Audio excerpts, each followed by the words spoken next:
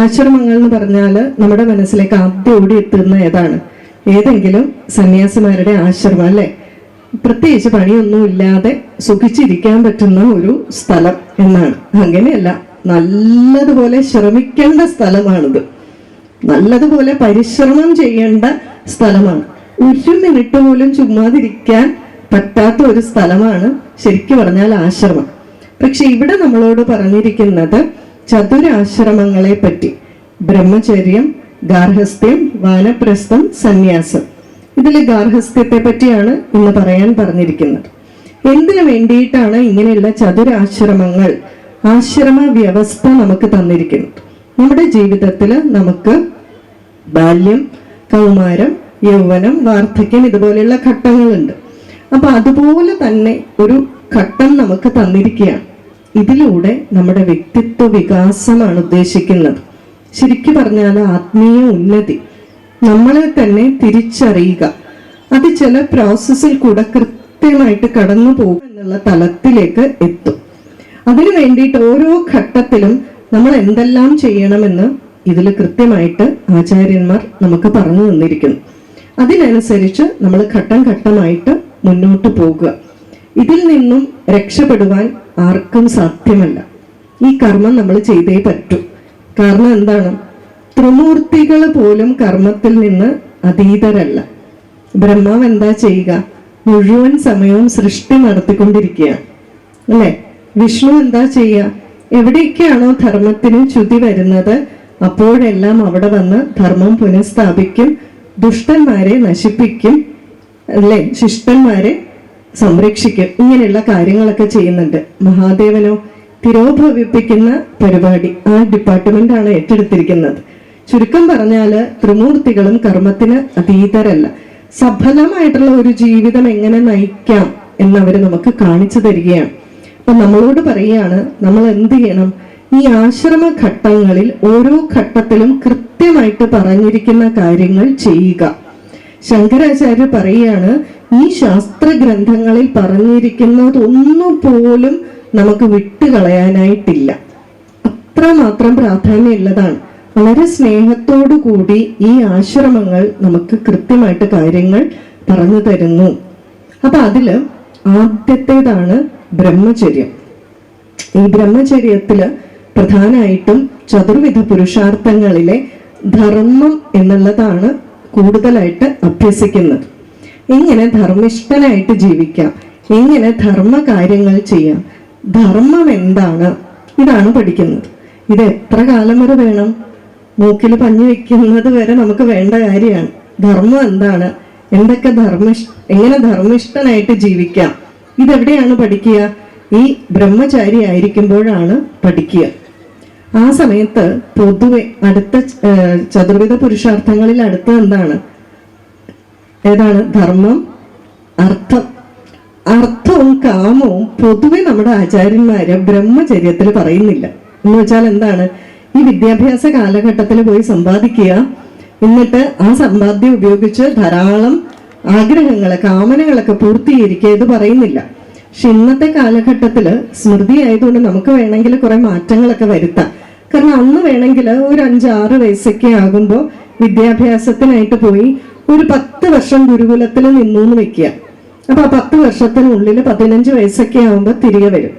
ഇപ്പോഴോ നമ്മുടെ വിദ്യാഭ്യാസം ഏകദേശം പൂർത്തിയാകുന്നത് 25 വയസ്സിലാണ്. ആ 25 വയസ്സ് വരെ അധ്വാനിക്കാൻ പോകരുത്, സമ്പാദിക്കാൻ പോകരുത് എന്നൊക്കെ പറഞ്ഞാൽ കുറച്ച് ബുദ്ധിമുട്ടാണ്. അപ്പൊ എന്ത് ചെയ്യണം? ഒരു 15 വയസ്സ് വരെ അല്ലെങ്കിൽ ഒരു 20 വയസ്സ് വരെയൊക്കെ വിദ്യാഭ്യാസത്തിൽ മാത്രം നല്ലതുപോലെ ശ്രദ്ധിക്കുക എന്നാണ് പറഞ്ഞിരിക്കുക. അപ്പൊ ചതുർവിധ പുരുഷാർത്ഥങ്ങളിലെ ആദ്യ ഭാഗം ഈ ബ്രഹ്മചര്യത്തിലൂടെ നമ്മൾ നേടുന്നു.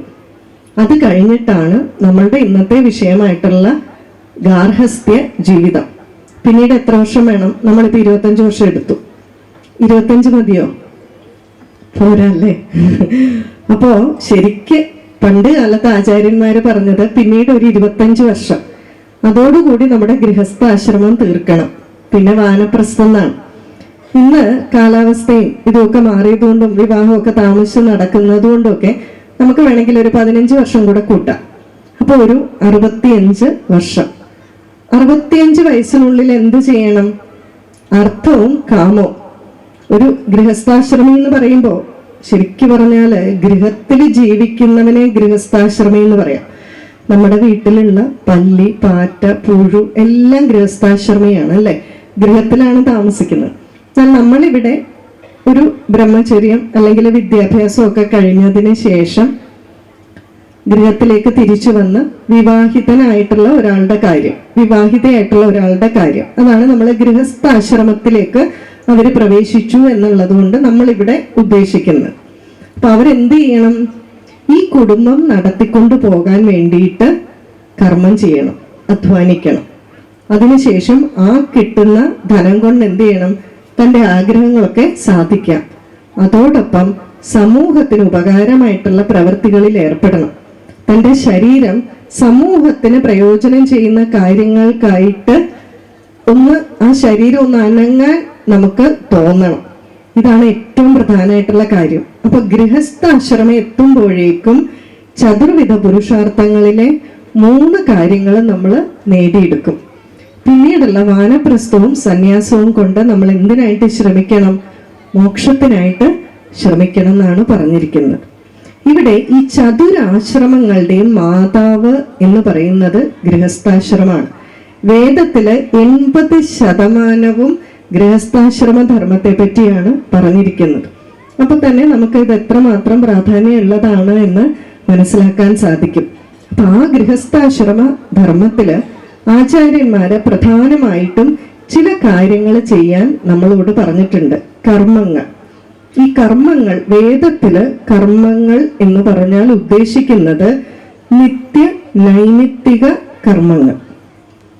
ഒന്ന് നിത്യകർമ്മങ്ങൾ, എല്ലാ ദിവസവും ചെയ്യേണ്ട ചില കർമ്മങ്ങൾ, നമ്മളെപ്പോലുള്ള ഗൃഹസ്ഥാശ്രമികൾ ചെയ്യേണ്ട കാര്യങ്ങൾ, ഗൃഹസ്ഥാശ്രമ ധർമ്മമാണ്. ഈ നിത്യകർമ്മം എന്ന് പറയുന്നതാണ് ഇവിടെ ഇരിക്കുന്ന മിക്കവരും കേട്ടിട്ടുണ്ടായിരിക്കും, പഞ്ചമഹായജ്ഞങ്ങൾ. പഞ്ചമഹായജ്ഞം എന്ന് പറയും, മഹായജ്ഞമാണ്. ഇനി ഇതില് ഓരോന്നായിട്ട് നമുക്ക് നോക്കാം എന്തൊക്കെയാണ് എന്ന്. ഈ പഞ്ചമഹായജ്ഞത്തില് ആദ്യമായിട്ട് പറയുന്നതാണ് ബ്രഹ്മയജ്ഞം. ബ്രഹ്മയജ്ഞം എന്ന് പറഞ്ഞാല് വേറൊന്നുമല്ല, പഠിപ്പിക്കുക, ഇതാണ്. പക്ഷെ പഠിപ്പിക്കണമെങ്കിൽ ആദ്യം എന്ത് ചെയ്യണം? പഠിക്കണം അല്ലെ? പഠിപ്പിക്കണമെങ്കിൽ ആദ്യം നമ്മൾ പഠിക്കണം. എന്താണ് പഠിക്കുക? ശാസ്ത്ര ഗ്രന്ഥങ്ങള് എല്ലാ ദിവസവും കുറച്ചു നേരം നമ്മൾ പഠിക്കണം. എന്നിട്ടത് നമ്മുടെ കുടുംബത്തിലോ അല്ലെങ്കിൽ സമൂഹത്തിലോ ഉള്ളവർക്കായിട്ട് പറഞ്ഞു കൊടുക്കണം. അല്ലെങ്കിൽ വീട്ടിലുള്ള കുട്ടികൾക്കാണെങ്കിലും പറഞ്ഞു കൊടുക്കണം. അപ്പോൾ എങ്ങനെയുള്ളവരായിരിക്കണം കുടുംബത്തിലുള്ളവർ എന്നിത് സൂചിപ്പിക്കുകയാണ്. അല്ലെങ്കിൽ ഗുരുക്കന്മാരെങ്ങനെയായിരിക്കണം, അധ്യാപകരെങ്ങനെയായിരിക്കണം എന്ന് ഇത് കാണിച്ചു തരികയാണ്. ഇവിടെ ഒരു കാര്യം നമ്മൾ ശ്രദ്ധിക്കേണ്ടത്, പൊതുവെ പണ്ട് കാലത്ത് അധ്യാപകരായിട്ടുള്ളവര്, ഗുരുക്കന്മാര് തൻ്റെ രാജ്യത്തെ പറ്റിയും ആ രാജ്യത്തിന്റെ ചരിത്രവും മഹിമയും ആ രാജ്യത്തിന്റെ സംസ്കൃതിയെ പറ്റിയും നല്ല ബോധ്യമുള്ളവരായിരുന്നു, അറിവുള്ളവരായിരുന്നു. അതുകൊണ്ട് തന്നെ അവരെന്ത് ചെയ്യും? അവരിലുള്ള മുന്നിലുള്ള ശിഷ്യരിലേക്ക് ഈ അറിവുകൾ അവരെ പകർന്നു കൊടുത്തുകൊണ്ടിരുന്നു. എന്നാൽ കാലക്രമേണ അധ്യാപകർ പലരും നമ്മുടെ രാജ്യത്തിനെ പറ്റിയോ രാജ്യത്തിന്റെ മഹിമയില് അഭിമാനം കൊള്ളാത്തവരോ, പിന്നീടോ ഈ രാജ്യത്തിന്റെ പൈതൃകത്തെ പറ്റിയോ സംസ്കൃതിയെ പറ്റിയോ അറിയാത്തവരോ അതിൽ താല്പര്യമില്ലാത്തവരോ ആയിത്തീർന്നു. അപ്പോൾ അങ്ങനെയുള്ള അധ്യാപകർ കുട്ടികളെ പഠിപ്പിക്കുമ്പോൾ അവരിലും എന്താണ്, അതുപോലെയുള്ള ആശയങ്ങൾ കടന്നുകൂടി. കലാലയങ്ങള് അക്രമാസക്തമായി. വിദ്യാലയങ്ങൾക്ക് പോലും നാണക്കേടുണ്ടാക്കുന്ന രീതിയിലായി വിദ്യാർത്ഥികളുടെ പെരുമാറ്റം. അതിൽ നമുക്ക് വിദ്യാർത്ഥികളെ കുറ്റം പറയാൻ സാധിക്കുമോ? അധ്യാപകരുടെ പെരുമാറ്റം ഇങ്ങനെയായി. പ്രഹ്ലാദൻ പറയുകയാണ്, ആത്മജ്ഞാനത്തിന് ഉതകുന്ന വിദ്യാഭ്യാസം തരുന്നയാളാണ് യഥാർത്ഥ ഗുരു. ഇനി അത്രയൊന്നും പോയില്ലെങ്കിലും സ്വയം എന്തൊക്കെ ധർമ്മകാര്യങ്ങളാണ് ചെയ്യേണ്ടത്, നമ്മുടെ രാജ്യത്തിന്റെ സംസ്കൃതി അനുസരിച്ച് നമ്മൾ എങ്ങനെയാണ് പെരുമാറേണ്ടത്, ശരിയേത് തെറ്റേത് എന്ന് പറഞ്ഞു കൊടുക്കാൻ ആർക്ക് സാധിക്കണം? ഒരു അധ്യാപകന് സാധിക്കണം. അപ്പൊ എല്ലാ ദിവസവും നമ്മൾ ചെയ്യേണ്ടതാണ് ഈ ബ്രഹ്മയജ്ഞം. ഇത് വളരെ അത്യന്താപേക്ഷിതമായതിന് കാരണം എന്താണെന്ന് വെച്ചാൽ ഇന്ന് വിദ്യാലയങ്ങളിൽ ഇത് നൽകപ്പെടുന്നില്ല. പണ്ട് കാലത്ത് ഗുരുകുലത്തിൽ നിന്ന് ഇത് ലഭിക്കാം. നമുക്ക് അറിവ് രണ്ട് തരത്തിലാണ് ലഭിക്കുക, രണ്ട് പരമ്പരകളിൽ നിന്ന്. ഒന്ന് ഗുരു പരമ്പര, രണ്ട് പിതൃ പരമ്പര. പിതൃ എന്ന് പറഞ്ഞാൽ അച്ഛനും അമ്മയും ചേർത്തിട്ടാണ് പറയുന്നത്, പിതരവും എന്നാണ് പറയുക. അപ്പൊ എന്താണ്? ഒന്ന് ഗുരു പരമ്പരയിൽ നിന്ന് അറിവ് കിട്ടും, പിതൃ പരമ്പരയിൽ നിന്നും അറിവ് കിട്ടും. ഇപ്പൊ ഉള്ള പ്രശ്നം എന്താ? ഗുരു പരമ്പരയിൽ നമ്മൾ സ്കൂളിലും കോളേജിലും ഒന്നും പോയാല് നമ്മൾ ഈ ഉദ്ദേശിക്കുന്ന വിദ്യാഭ്യാസം കിട്ടുന്നില്ല. പോയിട്ട് എവിടെ നിന്ന് കൊടുക്കണം? പിതൃപരമ്പര കൊടുക്കണം. പിതൃപരമ്പര വിചാരിക്കുന്ന എന്താ? പഠിപ്പിക്കാനായിട്ട് ഞാൻ സ്കൂളിൽ വിടുന്നുണ്ട്, എല്ലാം പഠിക്കാനായിട്ട്, അവിടെ എല്ലാം കൊടുക്കുന്നുണ്ട് എന്ന് വിചാരിക്കുന്നു. ചുരുക്കം പറഞ്ഞാൽ ഈ രണ്ട് പരമ്പരകളിൽ കൂടിയും നമ്മുടെ കുട്ടികൾക്ക് ഇന്ന് വിദ്യാഭ്യാസം ലഭിക്കുന്നില്ല. അതായത് നമ്മുടെ സാംസ്കാരിക വിദ്യാഭ്യാസം ലഭിക്കുന്നില്ല. അതുകൊണ്ട് തന്നെ വളരെ അപകടകരമായിട്ടുള്ള ഒരു പോക്കാണ് നമ്മൾ കണ്ടുകൊണ്ടിരിക്കുന്നത്. ഇതിന്റെ ഒരു ഗൗരവം നമ്മൾ മനസ്സിലാക്കി എന്തു ചെയ്യണം? നമ്മൾ ആദ്യം ഇതിനെപ്പറ്റി എല്ലാം പഠിക്കണം.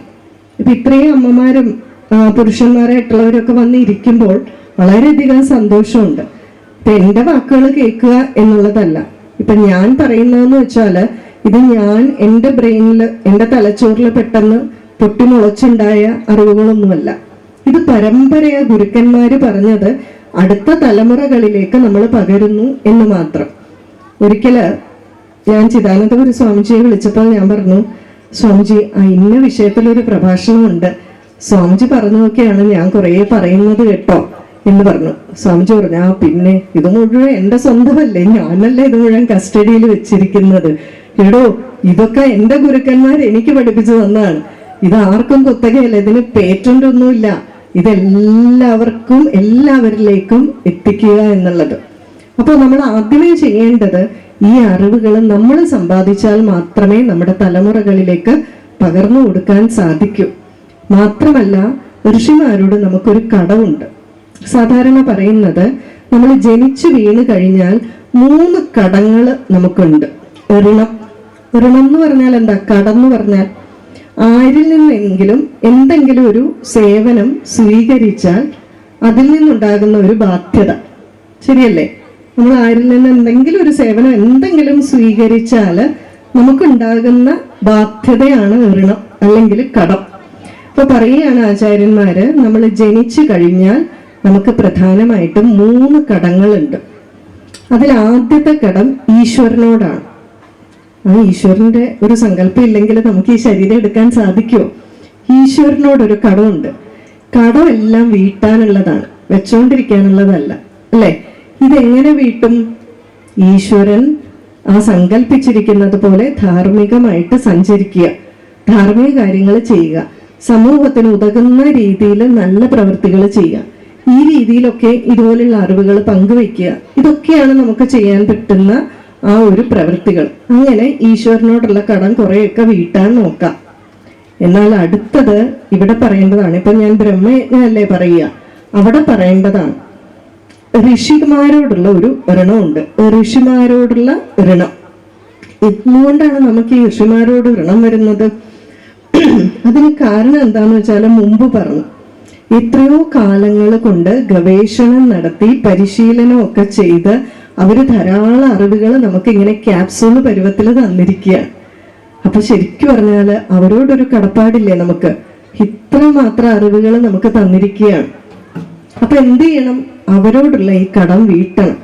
ഋഷിമാര് ഇത്രയും അറിവുകൾ തന്നതിലുള്ള കടം നമ്മൾ വീട്ടുന്നത്, അറിവുകൾ നമ്മൾ മനസ്സിലാക്കുക, പഠിക്കുക. 2, ആ അറിവുകൾ ജീവിതത്തിൽ ആചരിക്കുക. 3, അടുത്ത തലമുറകളിലേക്ക് പകർന്നു കൊടുക്കുക. ഇങ്ങനെ വേണം ഋഷിമാരോടുള്ള കടം നമുക്ക് വീട്ടാൻ എന്ന് പറയുകയാണ്. ഇത് വളരെയധികം നമ്മൾ ശ്രദ്ധിക്കേണ്ട കാര്യങ്ങളാണ്. അപ്പൊ ആദ്യത്തെ ബ്രഹ്മയജ്ഞം എന്ന് പറഞ്ഞാല് സ്വാധ്യായാണ്. എല്ലാ ദിവസവും കുറച്ചു നേരമെങ്കിലും നമ്മുടെ ശാസ്ത്ര ഗ്രന്ഥങ്ങൾ ഒന്ന് നന്നായിട്ട് പഠിക്കുക. അത് നമ്മുടെ കുട്ടികൾക്ക് വീട്ടിലിരുന്ന് പറഞ്ഞു കൊടുക്കുക. ഇപ്പൊ നമുക്ക് പറയാൻ പറ്റുന്ന ഏറ്റവും എളുപ്പമുള്ള കാര്യം എന്ന് പറഞ്ഞാൽ ഇതേ ഉള്ളൂ. ഇനി രണ്ടാമത്തെ യജ്ഞം എന്ന് പറയുന്നതാണ് പിതൃയജ്ഞം. പിതൃയജ്ഞം എന്ന് പറഞ്ഞാല് നമുക്കറിയാം എന്താണ്. നമ്മൾ സാധാരണ തർപ്പണമൊക്കെ ചെയ്യും, ബലിയൊക്കെ ചെയ്യും, അല്ലെ? പിതൃയജ്ഞത്തില് 2 കാര്യങ്ങൾ മനസ്സിലാക്കണം. ഒന്ന്, മരിച്ചു കഴിഞ്ഞാൽ മാത്രം അച്ഛനമ്മമാർക്ക് വേണ്ടി ചെയ്യുന്നതല്ല ഇത്. ജീവിച്ചിരിക്കുന്ന തർപ്പണം എന്ന് പറഞ്ഞാൽ തൃപ്തിയോട് ചെയ്യുന്നത് എന്നാണ്. അപ്പൊ എന്ത് ചെയ്യണം? ജീവിച്ചിരിക്കുന്ന അച്ഛനമ്മമാരെ നന്നായിട്ട് നോക്കുക, അവരുടെ ഇഷ്ടങ്ങളൊക്കെ ശ്രദ്ധിക്കുക. ഇതാണ് ഏറ്റവും പ്രധാനമായിട്ടുള്ളത്. ഇനി മരിച്ചു പോയെങ്കിലോ അവർക്ക് വേണ്ടി ഉള്ള ശ്രാദ്ധ കർമ്മങ്ങളൊക്കെ വളരെ ശ്രദ്ധയോടെ ചെയ്യേണ്ട കർമ്മമാണ്. അതുകൊണ്ടാണ് അതിന് ശ്രാദ്ധം എന്നുള്ള പേര് തന്നെ. ശ്രദ്ധയോടെ ഈ ശ്രാദ്ധ കർമ്മങ്ങളൊക്കെ ചെയ്യുക. ഇതുകൊണ്ട് നമ്മുടെ തലമുറയിലുള്ള കുട്ടികൾക്ക് എന്താണ് പ്രയോജനം? അവര് മനസ്സിലാക്കും, ഒന്ന് ജീവിച്ചിരിക്കുന്ന അച്ഛനമ്മമാരെ എൻ്റെ അച്ഛനും അമ്മയും മുത്തശ്ശനെയും മുത്തശ്ശിയും എങ്ങനെ നോക്കുന്നു, അതിനുശേഷമോ മരിച്ചു പോയിട്ടും എൻ്റെ അച്ഛൻ അവരെ സ്മരിക്കുന്നു, അല്ലെ, അവരോട് നന്ദിയുള്ളവനായിരിക്കുന്നു. ഇത് കുട്ടികൾ കണ്ടാണ് വളരുന്നത്. കഴിഞ്ഞ ദിവസം എൻ്റെ ഒരു സുഹൃത്ത് ഒരു കാര്യം പറയുകയുണ്ടായി. അതായത് അദ്ദേഹം മെഡിക്കൽ കോളേജിൽ പോയി. മെഡിക്കൽ കോളേജിൽ അവർ ഈ സേവന പ്രവർത്തനങ്ങൾക്കൊക്കെ ആയിട്ട് പോകുന്നതാണ്. അപ്പൊ ഈ വൃദ്ധരായിട്ടുള്ള ധാരാളം രോഗികളെ കിടത്തിയിരിക്കുന്ന ഒരു സ്ഥലത്താണ് പോയത്. അപ്പൊ അവരെല്ലാം കണ്ടു കഴിഞ്ഞ് അവിടെയുള്ള ഡോക്ടേഴ്സിനോടൊക്കെ സംസാരിച്ചു. ഇപ്പൊ ഡോക്ടേഴ്സിനോടൊക്കെ സംസാരിച്ചു കഴിഞ്ഞപ്പോൾ കുറച്ച് കഴിഞ്ഞപ്പോൾ ശരിക്കും പറഞ്ഞാൽ ഇദ്ദേഹത്തിന് വളരെ ഇവരോട് ഒരു അനുകമ്പയോ സഹതാപമോ ഒക്കെ തോന്നുന്നുണ്ട്. അപ്പൊ ഡോക്ടറിനോട് പറഞ്ഞു, എന്തൊരു കഷ്ടമാണല്ലേ ഇവരുടെയൊക്കെ അവസ്ഥ. അപ്പൊ ഡോക്ടർ പറഞ്ഞു, ഇതില് എല്ലാവരും തിരിച്ചു വീട്ടിലേക്ക് പോകുന്നവരൊന്നും അല്ല, ഇവരിൽ കുറെ പേരെ വീട്ടുകാർ ഉപേക്ഷിച്ചതാണ്, ആരും തിരിച്ചു കൊണ്ടുപോകാൻ ഇല്ലാത്തവരാണ്. അപ്പൊ ഞങ്ങൾ എന്താണ് ചെയ്യുന്നതെന്ന് വെച്ചാല് ഞങ്ങൾ കുറച്ച് പൈസയൊക്കെ പിരിച്ച് ഇവർക്ക് വേണ്ട കാര്യങ്ങളൊക്കെ നോക്കുകയാണ്, മരുന്നുകളൊക്കെ മേടിച്ചു കൊടുക്കും, അല്ലെങ്കിൽ ഇവരെ ഇവിടെ സംരക്ഷിക്കുകയാണ്. ഇദ്ദേഹം പറഞ്ഞു, എത്ര ദയനീയമായിട്ടുള്ള ഒരവസ്ഥയാണല്ലേ, ഇവരുടെ മക്കളൊക്കെ എന്തുകൊണ്ട് ഇങ്ങനെ ഇവരെ നോക്കുന്നില്ല എന്ന് പറഞ്ഞപ്പോൾ ആ ഡോക്ടർ പറഞ്ഞു, ഓ വലിയ സഹതാപമൊന്നും വേണ്ട ഇവരോട്. അപ്പൊ ചോദിച്ചു, അതെന്താണ്, എന്തുകൊണ്ടാണെന്ന് വെച്ചാല് ഇവരുടെ ആയ കാലത്ത്, ആ പ്രഭാവകാലത്ത് ഇവര് ശരിക്ക് സ്വന്തം അച്ഛനെയും അമ്മയൊന്നും നോക്കിയിട്ടില്ല.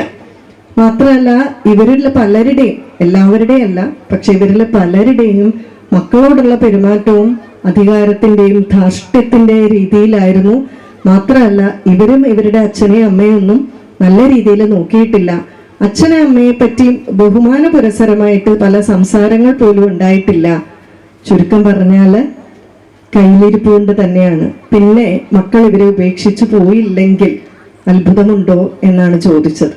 അപ്പൊ അതുകൊണ്ട് തന്നെ ഇതിനൊക്കെ വേണ്ടിയിട്ടാണ് നമ്മൾ കൃത്യമായിട്ട് ശ്രാദ്ധമൊക്കെ ചെയ്യണമെന്ന് പറയുന്നത്. നമ്മൾ സാധാരണ പറയും കുറെ ചെയ്തു കഴിയുമ്പോൾ തിരുനെല്ലിയിൽ കൊണ്ട് വെച്ചു, ഇനിയിപ്പം തർപ്പണം ഒന്നും ചെയ്യേണ്ട എന്ന്. അങ്ങനെയല്ല, നമ്മളുടെ ആത്മപിണ്ഡം വെക്കുന്നത് വരെ നമ്മൾ ഈ തർപ്പണം ചെയ്യണം എന്നാണ് പറയുക. ആത്മപിണ്ഡം എപ്പോഴാണ് വെക്കുക? പൊതുവെ ഒന്നുകിൽ സന്യാസിയാകാൻ പോകുമ്പോഴാണ് ആത്മപിണ്ഡം വെക്കുക.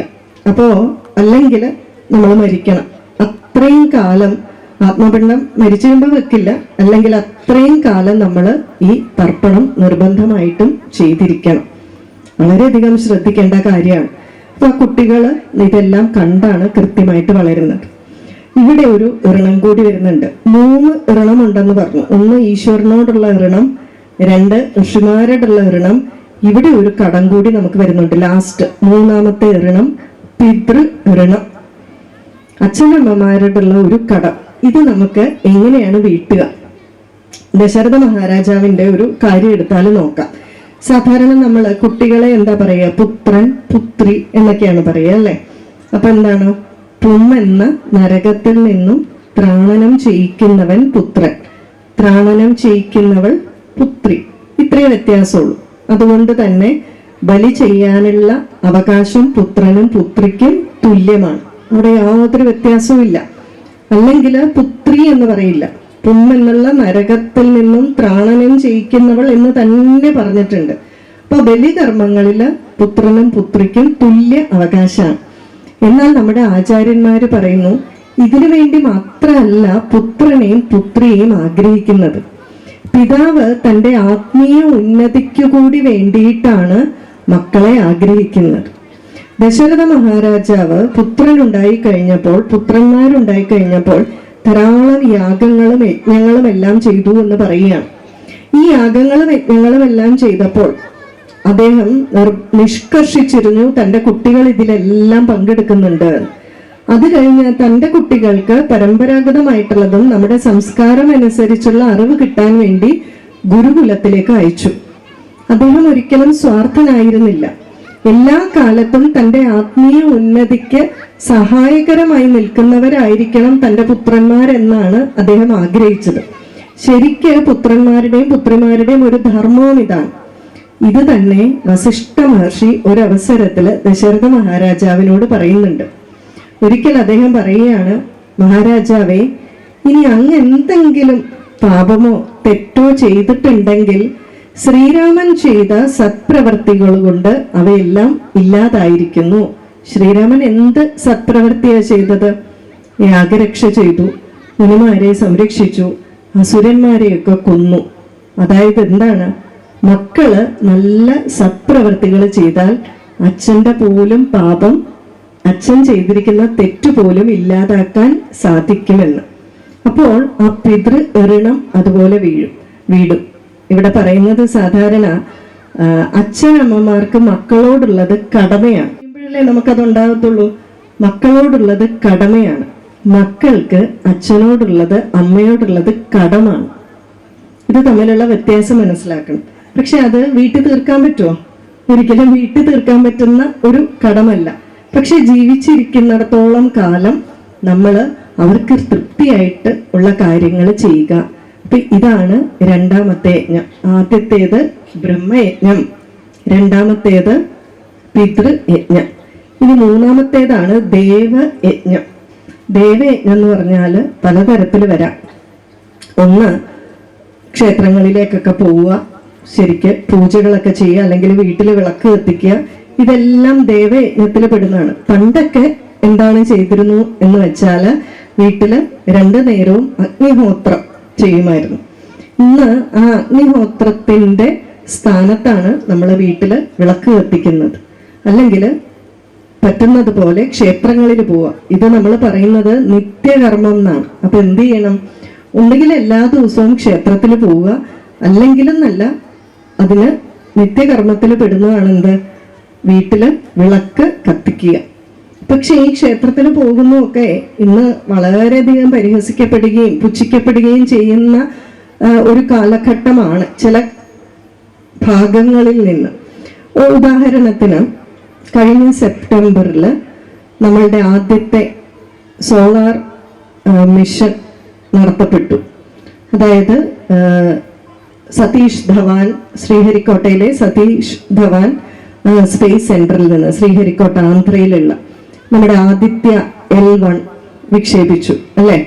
ഇതിനു മുമ്പായിട്ട് ഈ ISROയിലെ ശാസ്ത്രജ്ഞന്മാരെല്ലാരും കൂടെ ഈ ഒരു സ്പേസ് ക്രാഫ്റ്റിന്റെ ഒരു മിനിയേച്ചർ രൂപവും കൊണ്ട് ഇവരെല്ലാരും തിരുപ്പതി വെങ്കടാചലപതിയെ തൊഴാനായിട്ട് പോയി. അത് വളരെ വലിയ ഒരു വിവാദമായിരുന്നു. പക്ഷേ നമ്മളൊന്ന് ശ്രദ്ധിച്ചാൽ അറിയാം, ഒരുമാതിരിപ്പെട്ട ശാസ്ത്രജ്ഞന്മാര്, ഡോക്ടേഴ്സ്, ഇവരെല്ലാം നല്ല ദൈവവിശ്വാസമുള്ളവരാണ്. ഉദാഹരണത്തിന് അബ്ദുൽ കലാം സാറ് നമ്മൾ അറിയുന്ന ലോകം കണ്ട ഏറ്റവും വലിയ ശാസ്ത്രജ്ഞനാണ്. പക്ഷെയോ അദ്ദേഹം ഒരു പരിപൂർണ ദൈവവിശ്വാസിയായിരുന്നു. എന്തുകൊണ്ടാണ് ഇവര് ദൈവവിശ്വാസികളാകുന്നത്? അതിനൊരു പ്രധാന കാരണമുണ്ട്. അവർക്കറിയാം മൗലികമായിട്ടുള്ള വസ്തുക്കളൊന്നും അവർക്ക് സൃഷ്ടിക്കാൻ സാധ്യമല്ല എന്ന്. എന്താണ്?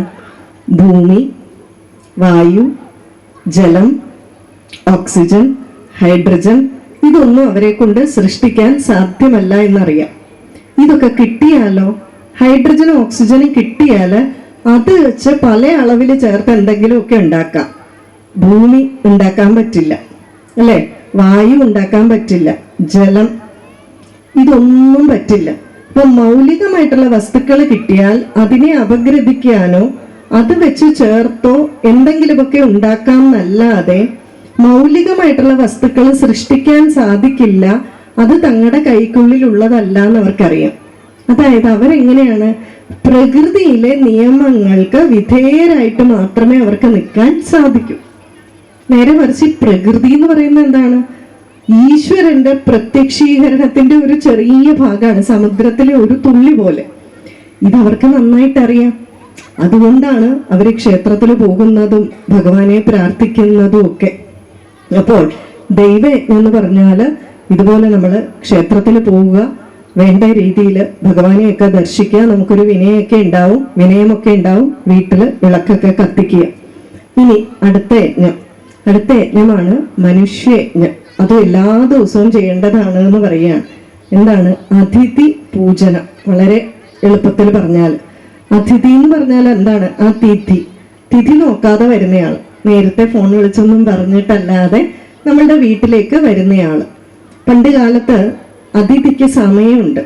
പണ്ട് കാലത്ത് രാവിലെ കിണ്ടിയിൽ വെള്ളം എടുത്ത് ഉമ്മറപ്പടിയിൽ വെച്ചാൽ വിളക്ക് കത്തിക്കുന്നതിന് മുമ്പായിട്ട് ആ വെള്ളം എടുത്ത് കളഞ്ഞ് കിണ്ടി കമത്തും.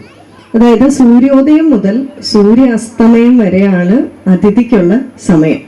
അത് കഴിഞ്ഞാൽ പിന്നെ അതിഥിക്കുള്ള സമയമല്ല, അതിഥിക്ക് കാല് കഴുകാൻ വേണ്ടി വെച്ചിരിക്കുന്ന വെള്ളമാണ്. പിന്നെ അതിഥിക്ക് സ്ഥാനമില്ല എന്നുള്ളതാണ്. അപ്പൊ ആ അതിഥിയെ വീട്ടിൽ സൽക്കരിച്ചു കൊണ്ടുവരിക, അദ്ദേഹത്തിന് വേണ്ട രീതിയിലുള്ള ഉപചാരങ്ങളൊക്കെ ചെയ്യുക, ആഹാരം കൊടുക്കുക, അവരോട് നല്ല ഭാഷണങ്ങളൊക്കെ ചെയ്യുക, നല്ല വർത്തമാനമൊക്കെ ചെയ്യുക. പോകുന്ന സമയത്ത് എങ്ങനെ വേണം? നല്ല കാര്യങ്ങൾ ആശംസിച്ചു വിടുക. അതുപോലെ പോകുമ്പോൾ ആ ഒരു ഗേറ്റ് വരെയാണെങ്കിൽ കൂടെ ചെന്ന് അവരെ യാത്രയാക്കുക. അതിഥി ആയതുകൊണ്ടും തിഥി നോക്കാതെ വരുന്നയാളായതുകൊണ്ട് നേരത്തെ വരുന്ന സമയത്ത് ഗേറ്റിൻ്റെ അടുക്കൽ പോയി നിൽക്കാൻ സാധിക്കില്ലല്ലോ, എപ്പോഴാണ് വരുന്നതെന്ന് അറിയില്ല.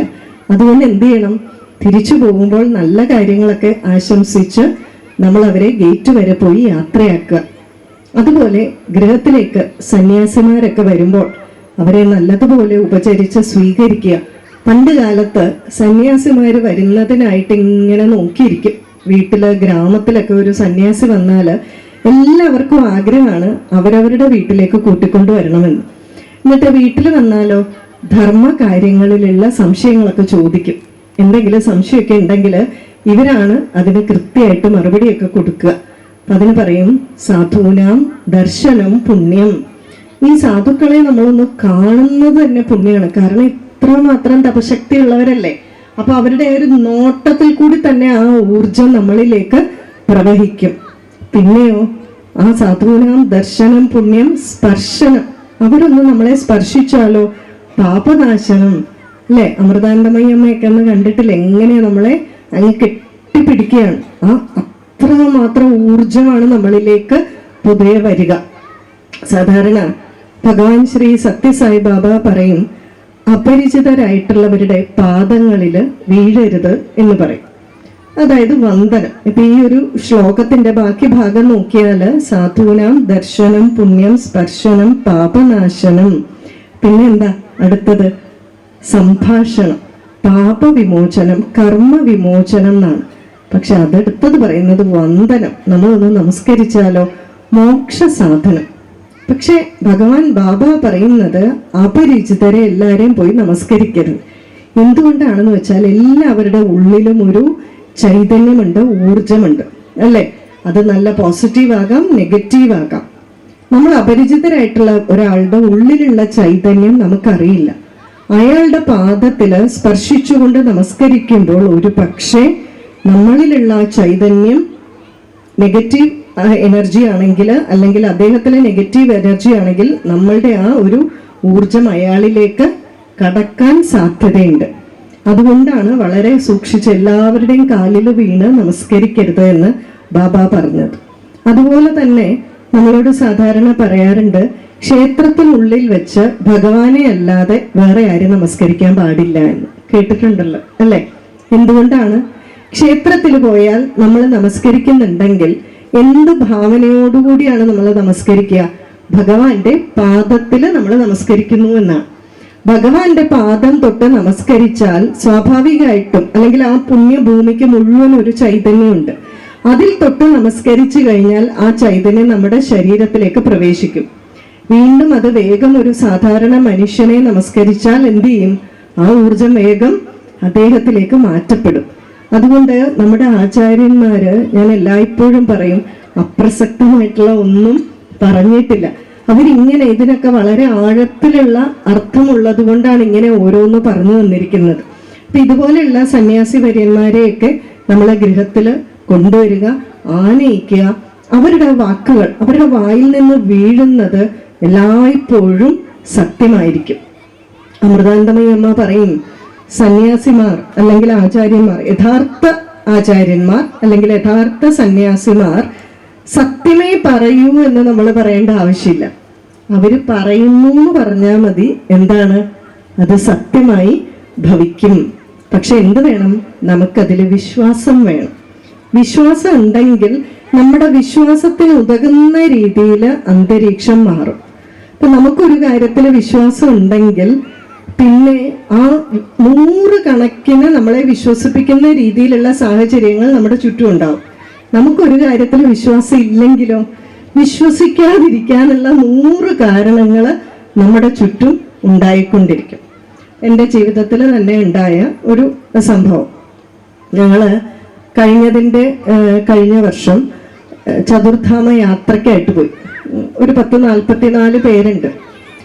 ഇപ്പൊ ചതുർധാമ യാത്രയ്ക്ക് പോയി ഇവിടുന്ന് ഉത്തരകാശി എത്താറായപ്പോൾ തന്നെ മലയിടിച്ചിലൊക്കെ നന്നായിട്ട് വന്നു. ബസ്സിൽ നിന്നൊക്കെ ഞങ്ങളോട് ഇടയ്ക്കൊക്കെ ഇറങ്ങി നടക്കാൻ പറയും. ബസ്സിൽ വന്ന് കല്ല് വീണു, എൻ്റെ മൂക്കിൻ്റെ ഇവിടെ ഒക്കെ ഒന്ന് മുറിയുകയൊക്കെ ചെയ്തു.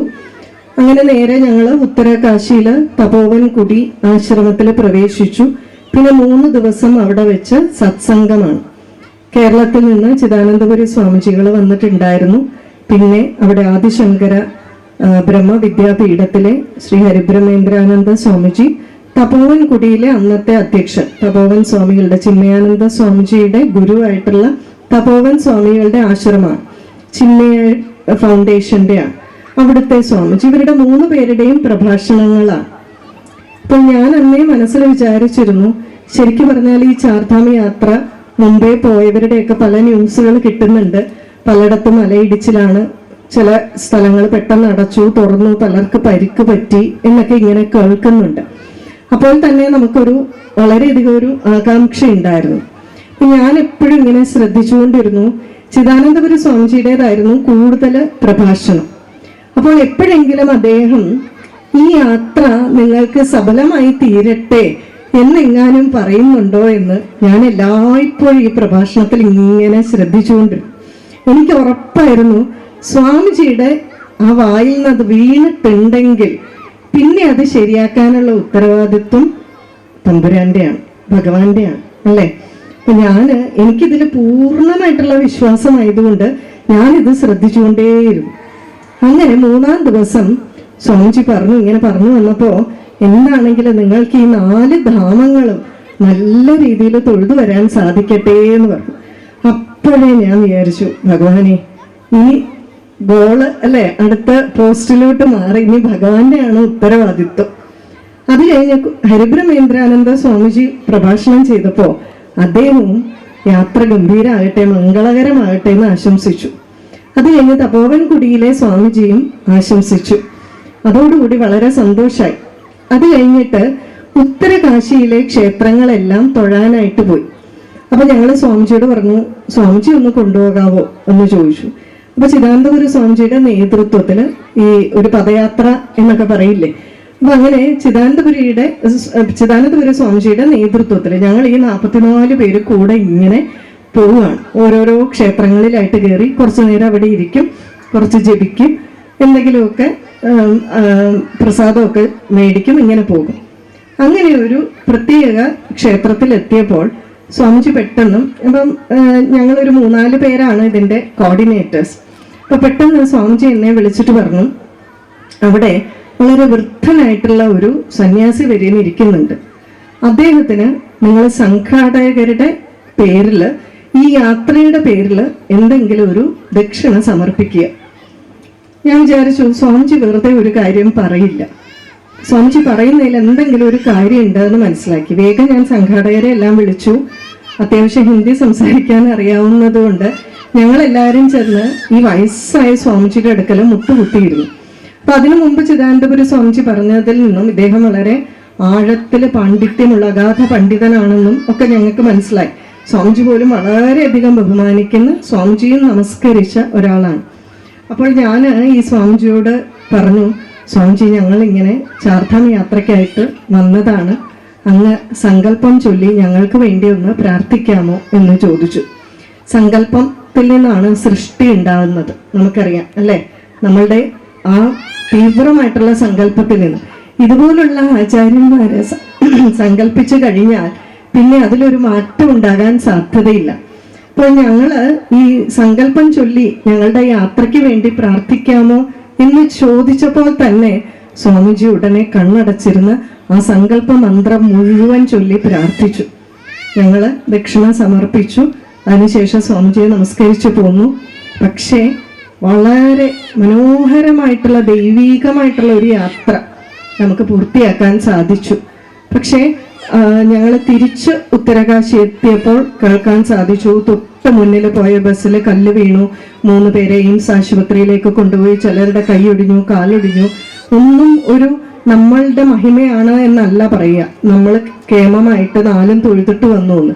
ഈ ഗുരു കൃപയുള്ളത് കൊണ്ട്, ഇവരുടെ വാക്കുകൾ സത്യമായിട്ട് ഭവിക്കേണ്ടത് കൊണ്ട് ഭഗവാൻ അങ്ങനെ ചെയ്തു. അപ്പൊ അതുകൊണ്ട് ഇതുപോലെയുള്ള ആചാര്യന്മാരെയൊക്കെ നമ്മൾ ഗൃഹത്തിലേക്ക് കൂട്ടിക്കൊണ്ടുവന്ന് അവര് നമ്മളുടെ മൂർധാവിലൊന്ന് കൈവച്ച് അനുഗ്രഹിച്ച് നന്നായി വരട്ടെ എന്ന് പറഞ്ഞാൽ അതാണ് നമ്മുടെ ജീവിതത്തിലെ ഏറ്റവും വലിയ അനുഗ്രഹം.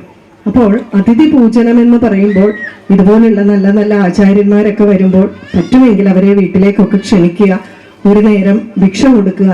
ആചാര്യന്മാർക്ക്, സന്യാസി വര്യന്മാർക്ക് നമ്മൾ ആഹാരം കൊടുക്കുന്നതിന് ഭിക്ഷ കൊടുക്കുക എന്നാണ് പറയുക. അപ്പൊ അവരെ നമസ്കരിക്കാനൊക്കെ ശ്രദ്ധിക്കുക. ഇതാണ് അടുത്ത യജ്ഞം, 4-ാമത്തേത് മനുഷ്യ യജ്ഞം. ഇനി അടുത്തതാണ് ഭൂതയജ്ഞം. അവശ്യ ഹിംസ കൂടാതെ നമുക്ക് ജീവിക്കാൻ പറ്റില്ല. ഇപ്പൊ തന്നെ ഇവിടെ ഇരുന്ന് കൊതുകിനെയോ ഈച്ചയോ പാറ്റയൊക്കെ കൊന്നു കാണുമല്ലോ അല്ലെ, ആരെങ്കിലും ഒക്കെ. അവശ്യ ഹിംസ കൂടാതെ നമുക്ക് ജീവിക്കാൻ സാധ്യമല്ല. ചിലപ്പം പല്ലി, പാറ്റ ഒക്കെ നമ്മൾ കൊല്ലുകയൊക്കെ ചെയ്യും. ഇതൊന്നും ഇല്ലെങ്കിലോ, ഇതിനെ ഒന്നും കൊന്നിട്ടില്ലെങ്കിൽ നമ്മൾ ശ്വാസം എടുക്കുമ്പോഴോ എത്രയോ ജീവികൾ അകത്തേക്ക് പോകുന്നു അല്ലെ, നമ്മൾ ഇതൊന്നും അറിയുന്നില്ല. അപ്പോൾ ഇതിന് പരിഹാരമായിട്ട് നമ്മൾ എന്ത് ചെയ്യണം? പക്ഷിമൃഗാദികൾക്ക് ഭക്ഷണം കൊടുക്കണം. എല്ലാ ദിവസവും കുറച്ച് കാക്കയ്ക്കോ വല്ലോ മൃഗങ്ങൾക്ക്. എൻ്റെ വീട്ടിലൊക്കെ അമ്മയാണിത് കൃത്യമായിട്ട് ചെയ്യുക. സമയമാകുമ്പോൾ എങ്ങാനും ആ ചോറ് അവിടെ കണ്ടില്ലെങ്കിൽ അവിടെ കിടന്ന് ആ കാക്ക നിലവിളിക്കുന്നത് കേൾക്കണം. അപ്പൊ അമ്മ എന്നിട്ട് പറയും, ദാ വരുന്നു വരുന്നു വരുന്നു എന്ന് പറയുന്നത്, വന്നു ദേ ഒന്ന് താമസിച്ചു, ഇച്ചിരി നേരം ഒന്ന് മയങ്ങിപ്പോയി എന്നൊക്കെ പറയുന്നത് കേൾക്കാം. അപ്പോൾ കൃത്യമായിട്ട് നമ്മൾ ആ ഭൂതയജ്ഞം ചെയ്യുക. ഇതാണ് ഒരു ഗൃഹസ്ഥാശ്രമി ചെയ്യേണ്ട ഏറ്റവും പ്രധാനപ്പെട്ട പഞ്ചമഹായജ്ഞങ്ങൾ എന്നാണ് പറയുക. അപ്പൊ ആദ്യത്തേത് ബ്രഹ്മയജ്ഞം. ബ്രഹ്മയജ്ഞം എന്ന് പറഞ്ഞാൽ എന്താണ്? ഒരു ടീച്ചർ ആയതുകൊണ്ടൊന്ന് റിവിഷൻ ചെയ്യുന്നു എന്ന് മാത്രം. ബ്രഹ്മയജ്ഞം എന്ന് പറഞ്ഞാൽ സ്വാധ്യായം, ശാസ്ത്രഗ്രന്ഥങ്ങളെ നന്നായിട്ട് കുറച്ചു നേരം പഠിപ്പിക്കുക. 2 പിതൃയജ്ഞം, നമ്മുടെ മാതാപിതാക്കളെ നന്നായിട്ട് നോക്കുക, അല്ലെങ്കിൽ മരിച്ചു പോയവർക്കായിട്ട് വേണ്ട തർപ്പണമൊക്കെ ചെയ്യുക. 3-ാമത്തേത് ദേവയജ്ഞം, വീട്ടിലെ വിളക്ക് കത്തിക്കുക, പ്രാർത്ഥിക്കുക, ക്ഷേത്രങ്ങളിലൊക്കെ പോവുക. ഇതെല്ലാം ദേവയജ്ഞത്തിൽ പെടും. മനുഷ്യയജ്ഞം, ആർക്കെങ്കിലും അതിഥികളൊക്കെ വന്നാൽ അവർക്ക് ആർക്കെങ്കിലും ഒരു നേരം ഭക്ഷണമൊക്കെ കൊടുക്കുക. ഏറ്റവും അവസാനത്തേതാണ് ഭൂതയജ്ഞം. ഭൂതയജ്ഞം എന്ന് പറഞ്ഞാൽ പക്ഷിമൃഗാദികൾക്ക് ആഹാരം കൊടുക്കുക. ഇത്രയുമാണ് ശരിക്കും പറഞ്ഞാൽ പഞ്ചമഹായജ്ഞങ്ങൾ. എന്നാൽ ഈ യജ്ഞങ്ങളെല്ലാം ബഹിർമുഖമായിട്ടുള്ള, ബാഹ്യമായിട്ടുള്ള യജ്ഞമാണ്. ഇതിനെല്ലാം പകരമായിട്ട് ഒരു അന്തർയജ്ഞമുണ്ട്. അത് നമ്മൾ വളരെ ശ്രദ്ധിക്കണം. 24/7 24 മണിക്കൂറും നമ്മൾ ചെയ്യേണ്ട ആന്തരികമായിട്ടുള്ള ഒരു യജ്ഞമുണ്ട്. അതെന്താണെന്ന് വെച്ചാൽ ദുഷ്പ്രവണതകളിൽ നിന്നുമെല്ലാം നമ്മളുടെ മനസ്സിനെ മാറ്റി നിർത്താനുള്ള ഒരു ജാഗ്രത. അതാണ് അന്തർയജ്ഞം. എപ്പോഴും ജാഗ്രതയുള്ളവരായിരിക്കണം. ഒരു തരത്തിലുള്ള നെഗറ്റീവ്സ് നമ്മുടെ ഉള്ളിലേക്ക് വരാതെ, ദുഷ്ട ചിന്തകൾ വരാതെ അല്ലെ, നമ്മൾ ചിന്തിച്ച് കഴിയുമ്പോൾ ഞാൻ എന്നാലും അങ്ങനെ ചിന്തിച്ചല്ലോ, വേണ്ടായിരുന്നു. അപ്പൊ നമ്മൾ എന്ത് വേണം? എപ്പോഴും അലേർട്ടായിട്ടിരിക്കണം, നമ്മൾ എപ്പോഴും ശ്രദ്ധിച്ചുകൊണ്ടിരിക്കണം. ഈ അന്തർമുഖമായിട്ടുള്ള, ആന്തരികമായിട്ടുള്ള ഒരു യജ്ഞവും കൂടി നമ്മൾ ചെയ്യണം. ഇതാണ് നിത്യകർമ്മങ്ങൾ. ഇനി അടുത്തതോ നൈമിത്തിക കർമ്മങ്ങൾ. അത് മുഴുവൻ നമ്മൾ പറയുന്നില്ല. നൈമിത്തിക കർമ്മങ്ങൾ എന്ന് പറഞ്ഞാൽ നിമിത്തം വരുമ്പോൾ ചെയ്യേണ്ടതാണ്. കുഞ്ഞുണ്ടായി കഴിയുമ്പോൾ കുഞ്ഞിന് പേരിട്ടാൽ മതി, അതിൻ്റെ ചടങ്ങുകളൊക്കെ നടത്തിയാൽ മതി. നിമിത്തം വരുമ്പോൾ ചെയ്യേണ്ടതാണ്. ഗർഭിണിയായി കഴിഞ്ഞാൽ ചെയ്യേണ്ട ചില ചടങ്ങുകളുണ്ട്. ഇപ്പൊ സീമന്തോന്നയനം, പുംസവനം, സീമന്തോന്നയനം, അതുപോലെ മരിച്ചു കഴിഞ്ഞാൽ ചെയ്യേണ്ട ചടങ്ങുകളുണ്ട്. അപ്പൊ ഇവയെല്ലാം നമ്മൾ കൃത്യമായി അനുഷ്ഠിച്ചിരിക്കണം ഒരു ഗൃഹസ്ഥാശ്രമി. ഇത്രയാണ് ശരിക്കും പറഞ്ഞാല് ഒരു ഗൃഹസ്ഥാശ്രമ ധർമ്മം എന്നുള്ളത് കൊണ്ട് പറയുന്നത്, നിത്യ നൈമിത്തിക കർമ്മങ്ങൾ. എന്നാൽ കുറച്ച് കാര്യങ്ങളും കൂടെ ഒന്ന് പറയണമെന്ന് വിചാരിക്കുന്നു. അതായത് നമ്മളുടെ ഒരു ദൈനംദിന ജീവിതം എങ്ങനെയായിരിക്കണം, മുഴുവൻ പറയുന്നില്ല, കുറച്ച് കാര്യങ്ങൾ, ഒരു ദിവസം എങ്ങനെയായിരിക്കണം. ഇത് പക്ഷേ ഗൃഹസ്ഥാശ്രമിക്ക് മാത്രമല്ല, ആർക്ക് വേണമെങ്കിലും ബാധകമാണ്. പക്ഷേ ഗൃഹസ്ഥാശ്രമി വളരെയധികം ശ്രദ്ധിക്കേണ്ടത് കൊണ്ട് സ്ഥിരമായിട്ട് ധാരാളം കേട്ടിരിക്കുന്ന കാര്യങ്ങൾ ഞാൻ ഉൾക്കൊള്ളിക്കുന്നില്ല. എങ്കിലും കുറച്ച് നമുക്ക് ശ്രദ്ധിക്കേണ്ടതും എന്നാൽ നമ്മുടെ അറിവിലേക്ക് വരാത്തതുമായിട്ടുള്ള കുറച്ച് കാര്യങ്ങൾ എന്ന് തോന്നിയത് ഞാൻ ശ്രദ്ധിച്ച് നിങ്ങളോടായിട്ട് പറയാനായിട്ട് ഉദ്ദേശിക്കുകയാണ്. അതിലാദ്യം എന്താണ്? ഉറങ്ങി എഴുന്നേൽക്കുക എന്നുള്ളതാണ്, അല്ലേ?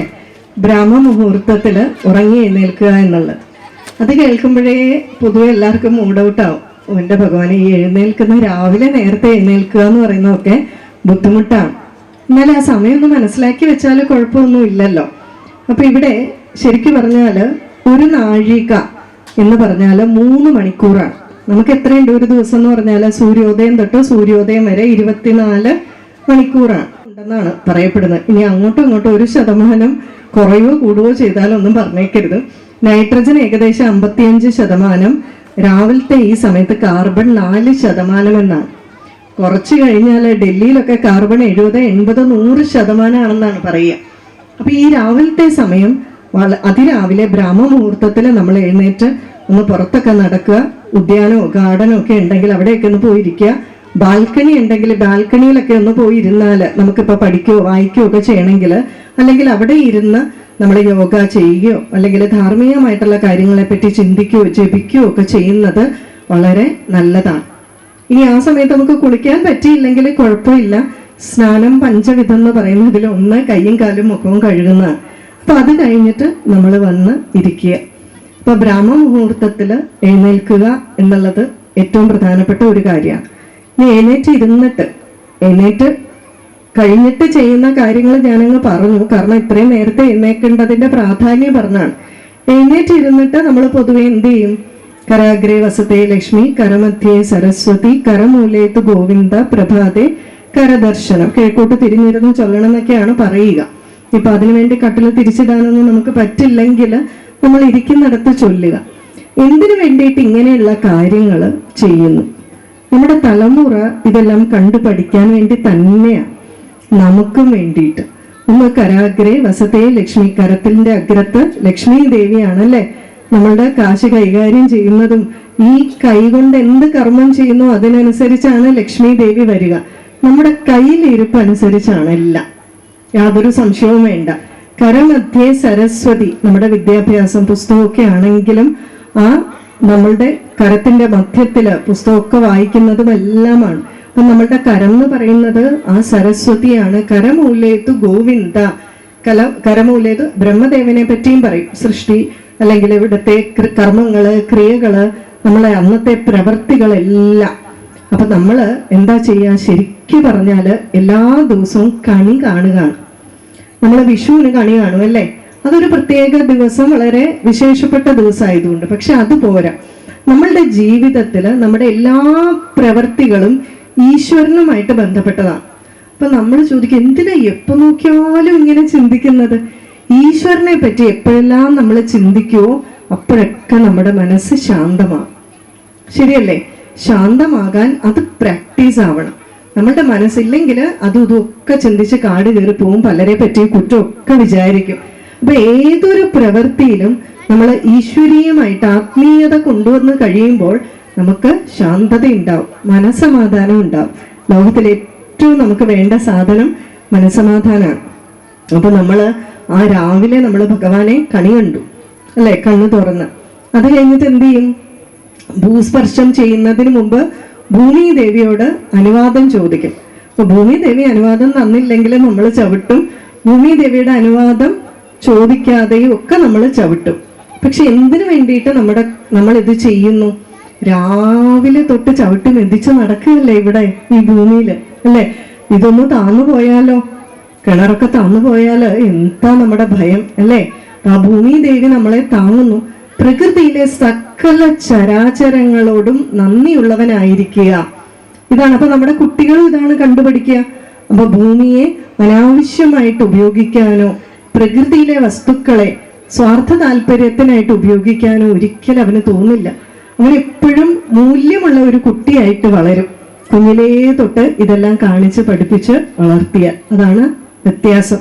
അപ്പൊ നമ്മള് സമുദ്രവസനേ ദേവി പർവ്വതസ്ഥന മണ്ഡലെ വിഷ്ണു പത്നി നമസ്തുഭ്യം പാദസ്പർശം ക്ഷമസ്വമേ.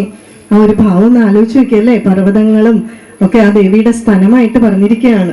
ആ അങ്ങനെയുള്ള ആ ഭൂമി ദേവി അമ്മേ ഞാൻ കാല് സ്പർശിക്കുകയാണ്, ക്ഷമിക്കണേ. ഇങ്ങനെ പറഞ്ഞ് അർത്ഥമൊക്കെ പറഞ്ഞു കൊടുക്കുമ്പോ ആ കുഞ്ഞിനുള്ള മനോഭാവം എന്തായിരിക്കും അല്ലേ. കിടന്ന് നമ്മൾ അങ്ങനെ ശീലിച്ചു നോക്കിയാലും നിങ്ങൾക്ക് അറിയാവോ, നമ്മൾ എല്ലാ ദിവസവും ഇങ്ങനെ ഉറങ്ങി എഴുന്നേൽക്കുമ്പോൾ നമ്മൾ ഭൂമിയിൽ തൊട്ട് തലയിൽ വെച്ചാല് പിന്നെ ഉണ്ടാകുന്ന എന്താണെന്നറിയോ, എവിടെ എപ്പോ ഉച്ചയ്ക്ക് കിടന്നാലും അറിയാതെ നമ്മുടെ കയ്യ് ഭൂമിയിലേക്ക് പോകും. ശീലിച്ചു നോക്കിക്കോളും. എപ്പോ കിടന്നാലും അറിയാതെ കിടക്കുമ്പോഴോ അല്ലെങ്കിൽ എഴുന്നേൽക്കുമ്പോഴോ ഭൂമിയിലേക്ക് കൈ പോകും. അത് നമുക്ക് ആ ശീലം ഉണ്ടായി കഴിഞ്ഞാലാണ്. ഇനി എഴുന്നേറ്റ് കഴിഞ്ഞിട്ട് നമ്മൾ എന്താ ചെയ്യുക, പിന്നെ എല്ലാം വിസ്തരിച്ച് പറയാൻ സാധിക്കില്ല, എങ്കിലും കുറച്ച് കാര്യങ്ങൾ പറയാം. നമ്മൾ അത് കഴിഞ്ഞ് ബാത്റൂമിലേക്ക് പോകും, മലമൂത്ര വിസർജനാദികളൊക്കെ ചെയ്യുന്നതിനായിട്ട്.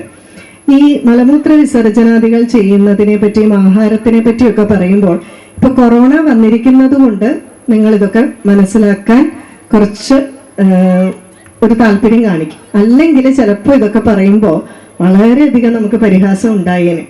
ഇപ്പോൾ മലമൂത്ര വിസർജനാദികൾ ചെയ്യുമ്പോൾ പൊതുവെ പറയുന്നത് എങ്ങനെയാന്ന് വെച്ചാൽ വാ തുറക്കാൻ പാടില്ല അല്ലേ. എന്തുകൊണ്ടാണ്?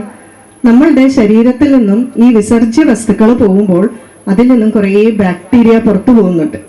ഈ പുറത്തു പോകുന്ന ബാക്ടീരിയയൊക്കെ ഇത്രയും കാലം നമ്മുടെ ശരീരത്തിൽ വസിച്ചതുകൊണ്ട് തിരിച്ച് നമ്മുടെ ശരീരത്തിലേക്ക് തന്നെ അറ്റാച്ച്ഡ് ആവാനുള്ള ഒരു താല്പര്യം വളരെ കൂടുതലാണ്. അത് ഇതിൽ കൂടെ വേണേലും കയറാം. ഇങ്ങനെ എല്ലാ നവദ്വാരങ്ങളും ഉണ്ടല്ലോ, ഇതിൽ കൂടി വേണമെങ്കിലും കയറാം. പണ്ട് കാലത്തുള്ളവര് മലമൂത്ര വിസർജനം ചെയ്യുമ്പോൾ ശ്രദ്ധിച്ചിട്ടുണ്ടോ, തലയിൽ കൂടെ ഒരു തോർത്തങ്ങിടും. അത് ഇതിനു വേണ്ടിയിട്ടാണ്. എല്ലാ ദ്വാരങ്ങളും അങ്ങ് അടച്ചു വെക്കും. അതുപോലെ തന്നെ തുപ്പല് പോലും ഇറക്കില്ല. അതുപോലെ വായടച്ചു വേണമെന്ന് പറയും. അതുകൊണ്ടാണ് അതെല്ലാം കഴിഞ്ഞു വരുമ്പോൾ പണ്ട് കാലത്താണെങ്കിൽ കുളിക്കണം എന്നാണ് പറയുക. കാരണം എവിടെയെങ്കിലും ശരീരത്തിൽ ഈ ബാക്ടീരിയ ഒട്ടിയിരിക്കുന്നുണ്ടായിരിക്കും. അതുകൊണ്ട് കുളിക്കണം എന്ന് പറയും. അതുകൊണ്ടൊക്കെ തന്നെയാണ് പണ്ട് ഈ അറ്റാച്ച്ഡ് ബാത്റൂംസ് ഒന്നും വെക്കാത്തതും ഒക്കെ. ഇന്ന് നമുക്കിത് മനസ്സിലാകും. കാരണം കണ്ണിന് പോലും കാണാത്തൊരു കൊറോണയെ കൊണ്ട് നമ്മൾ എന്തൊക്കെ അനുഭവിച്ചു അല്ലേ. പക്ഷെ കൊറോണ ഗുരുവാണ്. ഇന്ന് പറയുന്ന പല കാര്യങ്ങൾക്കും നമുക്ക് വിശ്വാസ്യത ഉണ്ടാകുന്നത് ശരിക്കും കൊറോണ കാരണമാണ്. അപ്പോൾ ഇതുപോലെ ചെയ്യുമ്പോൾ അത് കഴിഞ്ഞിട്ട് നമ്മൾ വാ കഴുകണം, കൈ കഴുകണം, കാലൊക്കെ സോപ്പിട്ട് കഴുകണം, അല്ലെങ്കിൽ കൈയൊക്കെ സോപ്പിട്ട് കഴുകണം എന്ന് പറയുന്നത് ശരിക്കും പറഞ്ഞാൽ ഈ ബാക്ടീരിയയുടെ പ്രവർത്തനങ്ങളും ഒക്കെ കൊണ്ടാണ്. പണ്ട് കാലത്തുള്ളവർ പറഞ്ഞിരുന്നത്. ഇതിലും കൂടുതലൊക്കെ പറഞ്ഞിട്ടുണ്ട്. അതൊക്കെ പറഞ്ഞു കഴിഞ്ഞാൽ നമുക്കതൊന്നും അത്ര ആചരിക്കാൻ സാധിക്കില്ല, കുറച്ച് ബുദ്ധിമുട്ടാണ്. അപ്പൊ നമുക്ക് ചെയ്യാൻ പറ്റുന്നത്, അല്ലെങ്കിൽ എന്തുകൊണ്ട് ഇങ്ങനെയൊക്കെ പറഞ്ഞു വെച്ചിരിക്കുന്നു എന്ന് മാത്രം മനസ്സിലാക്കാം. ഈ കുളിക്കുമ്പോഴോ, കുളിക്കുമ്പോഴും ഇത് തന്നെയാണ് അല്ലേ. കുളിയില് ശരിക്കും പറഞ്ഞാല് 2 തരത്തിലുള്ള കുളിയുണ്ട്. ഒന്ന് പവിത്ര സ്നാനവും ഒന്ന് സ്നാനവും. സ്നാനം എന്ന് പറഞ്ഞാൽ എന്താണ്? വെറുതെ നമ്മൾ കുളിക്കുന്നത്. അത് പക്ഷിമൃഗാദികളെല്ലാം ചെയ്യുന്നുണ്ട് കുളി. പവിത്ര സ്നാനം എന്ന് പറയുമ്പോൾ അതിനെ ഈശ്വരീയമായിട്ട് ബന്ധിപ്പിക്കുമ്പോൾ, ഭഗവാനുമായിട്ട് ബന്ധിക്കുമ്പോൾ എന്തായി? അത് പവിത്ര സ്നാനമായി. മറ്റേ സ്നാനം എന്ന് പറഞ്ഞാൽ ഹൈജീനാണ്. അത് തമ്മിൽ വളരെയധികം വ്യത്യാസമുണ്ട്, ഹൈജീനും ഈ സ്നാനവും തമ്മിൽ. പവിത്രമായിട്ടുള്ള സ്നാനമാകുമ്പോൾ അവിടെയും നമ്മൾ ഈശ്വര ചിന്ത കൊണ്ടുവരികയാണ്. ഗംഗേ ജയമുനേ ജൈവ ഗോദാവരി സരസ്വതി നർമ്മദേ സിന്ധു കാവേരി ജലൈസ്മിൻ സന്നിധ്യം കുരു എന്ന് പറഞ്ഞ് ആ പുണ്യനദികളെല്ലാം ആവാഹിച്ച് നമ്മുടെ ജലത്തിൽ കൊണ്ടുവന്ന് അപ്പോഴും നമ്മൾ വേറൊന്നും ചിന്തിക്കില്ല അല്ലേ. സാധാരണ കുളിമുറിയിലൊക്കെ എത്തുമ്പോഴാണ് എല്ലാവരുടെയും സർഗാത്മകതയൊക്കെ പൊട്ടിവിടരുന്നത്. ഇവിടെ നമ്മുടെ എല്ലാ പ്രവൃത്തികളും ശാന്തമായിട്ടിരിക്കാൻ വേണ്ടിയിട്ട് അവിടെയും നമ്മുടെ ഈശ്വരീയ ചിന്ത കൊണ്ടുവന്നിരിക്കുകയാണ്. പിന്നെ വേദത്തില് വേറൊരു തരത്തിലുള്ള സ്നാനത്തെ പറ്റി പറയുന്നുണ്ട്, പഞ്ചവിധ സ്നാനങ്ങൾ. അതിലൊന്നാണ് ഈ വളരെ നല്ല മണ്ണ് കുഴച്ച് ശരീരം മുഴുവൻ പുരട്ടി വെക്കുക എന്ന് പറയുന്നത്, പുരട്ടി വെക്കുന്നത്. അത് ഒരു തരത്തിലുള്ള സ്നാനമായിട്ട് പറയുന്നുണ്ട്. വേറെ തരത്തിലുള്ള സ്നാനം നല്ല സൂര്യപ്രകാശത്തില് ശരീരം മുഴുവൻ തുറന്ന് കിടക്കുക, സൺ ബാത്ത് എന്നൊക്കെ പറയുന്നത് പോലെ. ഇതും ഒരു തരത്തിലുള്ള സ്നാനമായിട്ട് പറയുന്നുണ്ട്. മറ്റൊന്ന് വായു സ്നാനം, അതായത് ശരീരത്തിനെ ആ ഇളം തെന്നൽ ഏൽപ്പിക്കുക ശരീരത്തിലേക്ക്, അതും ഒരു തരത്തിലുള്ള സ്നാനമാണ്. പിന്നെ പറയുന്നത് എന്താണെന്ന് വെച്ചാൽ വിഭൂതി സ്നാനം, പിന്നെ ജലം കൊണ്ടുള്ള സ്നാനമുണ്ട്. പിന്നെ ഒന്ന് ഏറ്റവും പ്രധാനമായിട്ട് പറയുന്നതാണ് വിഭൂതി സ്നാനം. ശരീരത്തിൽ നന്നായിട്ട് മുഴുവനും വിഭൂതി പുരട്ടുക. അത് വളരെയധികം പ്രയോജനകരമാണ് എന്നാണ് പറയുക. ശരിക്കും പറഞ്ഞാൽ ആ വിഭൂതി എന്ന് പറയുന്നത് നമുക്കൊരു പ്രൊട്ടക്ഷനാണ്, കവചമാണ്. എല്ലായ്പ്പോഴും നല്ല വിഭൂതി വേണം. അപ്പം ഞങ്ങളൊക്കെ എങ്ങനെയാണെന്ന് വെച്ചാൽ, എൻ്റെ വീട്ടിലെയൊക്കെ രീതി എല്ലായ്പ്പോഴും ഭഗവാൻ ശ്രീ സത്യസായി ബാബയുടെ ആശ്രമത്തിൽ നിന്ന് ലഭിക്കുന്ന വിഭൂതിയാണ് ഞങ്ങൾ സ്ഥിരമായിട്ട് ഉപയോഗിക്കുന്നത്. ഈ വിഭൂതി തൊടുമ്പോൾ ചൊല്ലുന്ന ഒരു മന്ത്രമുണ്ട്, പരമം പവിത്രം ബാബാ വിഭൂതിയും പരമം വിചിത്രം ലീലാ വിഭൂതി, അങ്ങനെ പറഞ്ഞൊരു മന്ത്രമുണ്ട്. ഈ മന്ത്രം ചൊല്ലിയിട്ടാണ് എല്ലായ്പ്പോഴും തൊടുക. എവിടെ ഇറങ്ങിയാലും രാവിലെ കുളിച്ചു കഴിഞ്ഞാൽ ഉടൻ വിഭൂതി തൊട്ടിരിക്കും. അതുപോലെ എപ്പോൾ പുറത്തിറങ്ങിയാലും ഞങ്ങൾ എല്ലാവരും വിഭൂതി തൊട്ടുകൊണ്ട് മാത്രമേ ഇറങ്ങൂ. അത് വിഭൂതി തൊടുക മാത്രമല്ല, വിഭൂതി വായിലേക്ക് അത് കഴിക്കാനും പറ്റുന്നതാണ്. ആ വിഭൂതി ഉണ്ടാക്കുന്നതിൻ്റെ കൂട്ട് ഭഗവാൻ തന്നെയാണ് പറഞ്ഞു കൊടുത്തിരിക്കുക, വളരെ ഒരു മെഡിസിനൽ കൂടിയാണ്. അപ്പോൾ ആ വിഭൂതി വായിലേക്കിടും. പക്ഷെ സ്വാമി പറഞ്ഞിരിക്കുന്നത് ഏറ്റവും നല്ലത് ജലത്തിൽ കലക്കിയിട്ട് ഭഗവാനോട് പ്രാർത്ഥിച്ചിട്ട് പ്രസാദമായിട്ട് കുടിക്കാം. ജലത്തിൽ കലക്കുമ്പോൾ എന്താണ്, ആ നമ്മളുടെ നേഴ്സിനകത്തേക്കെല്ലാം പ്രവേശിക്കും, അല്ലെ? ഒരിടത്തായിട്ട് നിൽക്കില്ല, ശരീരം മുഴുവൻ ആ വിഭൂതിയുടെ അംശം പ്രവഹിക്കും. ഞാൻ കുട്ടികളോട് പലപ്പോഴും പറയാറുണ്ട്, ഒരിക്കലും ഞങ്ങൾ ഇതുപോലെ മധുരയിൽ പോയപ്പോൾ, നമ്മുടെ തമിഴ്നാട്ടിലുള്ള മധുരയിലാണ് പോയപ്പോൾ, പെട്ടെന്ന് ഞങ്ങൾക്ക് വളരെയധികം, മധുരയിൽ അവിടെ ഒരു കൊട്ടാരമൊക്കെ ഉണ്ട്. അപ്പം അത് കണ്ടിട്ട് ഇറങ്ങാറായപ്പോൾ ഞങ്ങൾക്ക് പെട്ടെന്ന് വല്ലാതെ ദാഹിച്ചു. അപ്പം ദാഹിച്ചു കഴിഞ്ഞപ്പോൾ ഒരു കട കണ്ട് ഞങ്ങൾ ഒരു ജ്യൂസ് പറഞ്ഞു കഴിഞ്ഞപ്പോൾ ഞങ്ങൾക്ക് മനസ്സിലിങ്ങനെ വൃത്തി കുറവാണോ എന്നൊക്കെ ഒരു സംശയം. അപ്പം ഞാൻ പറഞ്ഞു, എന്താണെങ്കിലും ഭഗവാനോട് പ്രാർത്ഥിച്ചിട്ട് അങ്ങ് കഴിക്കുക, അല്ലേ? നമ്മൾ സാധാരണ എന്ത് മന്ത്രം ചൊല്ലിയിട്ടാണ് കഴിക്കുക? ബ്രഹ്മാർപ്പണം, ബ്രഹ്മഹവർ, ബ്രഹ്മാഗ്നൗ, ബ്രഹ്മണാഹുതം, ബ്രഹ്മൈവ തേന ഗന്ധവ്യം, ബ്രഹ്മകർമ്മ സമാധിന, അഹം വൈശ്വാനരോ ഭൂത്വ പ്രാണിനാം ദേഹമാശ്രിതഃ പ്രാണാപാന സമായുക്ത പചാമന്യം ചതുർവിധം. ഭഗവത്ഗീതയിലെ ശ്ലോകം. ഇത് നമ്മളുടെ വിശ്വാസം, ആചാര്യന്മാരുടെ വാക്കുകളിലുള്ള വിശ്വാസം. ഈ വിഭൂതിക്ക് വളരെയധികം പ്രത്യേകതകളുണ്ട്. ഹിമാലയത്തിലുള്ള ഒരു സ്വാമിജി അദ്ദേഹത്തിൻ്റെ ഒരു അനുഭവം പറഞ്ഞതാണ്. ഒരിക്കൽ അദ്ദേഹം ഋഷികേശില് ഒരു ഹോമത്തിൽ പങ്കെടുക്കാനായിട്ട് പോയി. അവിടെ ധാരാളം സന്യാസിമാരൊക്കെ വന്നിട്ടുണ്ടായിരുന്നു. അപ്പം ആ ഹോമമൊക്കെ കഴിഞ്ഞു കഴിഞ്ഞപ്പോൾ ചെറിയൊരു ആശ്രമം ആയതുകൊണ്ട് എല്ലാവർക്കും കിടക്കാനൊന്നും സ്ഥലമില്ല. അത് ഇവരെല്ലാം പുറത്താണ് കിടന്നത്. നല്ല കൊതുകടിയും ഒക്കെയാണ്. അപ്പൊ എന്താ ചെയ്യാന്ന് വിചാരിച്ചപ്പോൾ അവിടെയുള്ള ഒരു സ്വാമിജി പറഞ്ഞു, ഈ ഹോമകുണ്ടത്തിലെ ചാരം ഒന്ന് വിടർത്തിയിടുക. അപ്പൊ എന്താണ്, അത് നന്നായിട്ട് ചൂടാറും. എന്നിട്ട് അത് ശരീരം മുഴുവൻ അങ്ങ് തേച്ചോളാൻ പറഞ്ഞു. അപ്പൊ ഇവരെന്ത് ചെയ്തു, അത് ശരീരം മുഴുവൻ അങ്ങ് തേച്ചു കഴിഞ്ഞപ്പോഴുള്ള പ്രത്യേകത അദ്ദേഹം പറയുന്നു, പിന്നെ എന്തുകൊണ്ടോ ഒരൊറ്റ കൊതുകും കടിച്ചില്ല, തണുപ്പിനെ നന്നായിട്ട് പ്രതിരോധിക്കാനും സാധിച്ചു എന്ന്. നിങ്ങൾ ഹിമാലയത്തിലെ സന്യാസിമാരെ കണ്ടിട്ടുണ്ടോ? അതുപോലെ കുംഭമേളയ്ക്ക് വരുന്ന സന്യാസിമാരൊക്കെ ചുടല ഭസ്മധാരികൾ എന്ന് പറയുന്നത് പോലെയല്ലേ, ശരീരം മുഴുവൻ വിഭൂതി പുരട്ടിയിട്ടാണ്. തണുപ്പിനെ പ്രതിരോധിക്കാനുള്ള കഴിവുണ്ട്. അതുപോലെ തന്നെ നമ്മൾ വിഭൂതി തൊട്ട് കഴിഞ്ഞാൽ കുറച്ച് കഴിയുമ്പോൾ അത് കാണില്ല, അല്ലേ? നമ്മുടെ ശരീരത്തിൽ ആവശ്യമില്ലാത്ത ഈർപ്പം വലിച്ചെടുക്കുന്നതാണ്. അതുകൊണ്ടാണ് വിഭൂതി കുതിർന്നു പോകുന്നത്. പണ്ട് കാലത്തൊക്കെ ഈ വെള്ളത്തിൽ ആരെങ്കിലും മുങ്ങിപ്പോയാൽ അവരെ പൊക്കിയെടുത്തു കഴിഞ്ഞ് കരയിൽ കൊണ്ടിട്ടിട്ട് അവരുടെ ശരീരം മുഴുവൻ വിഭൂതി അട്ടിയായിട്ട് ഇങ്ങനെ പൊതിഞ്ഞു വെക്കും. കുറച്ച് കഴിയുമ്പോൾ എന്താന്ന് വെച്ചാൽ ഈ വിഭൂതി മുഴുവൻ അങ്ങ് വെള്ളത്തിൽ ഒലിച്ച് താഴേക്ക് വരും. അതായത് ഇവരുടെ ശരീരത്തിലുള്ള അമിതമായിട്ടുള്ള ജലത്തിനെ മുഴുവൻ എന്താണ്, ഈ വിഭൂതി അങ്ങ് വലിച്ചെടുക്കും.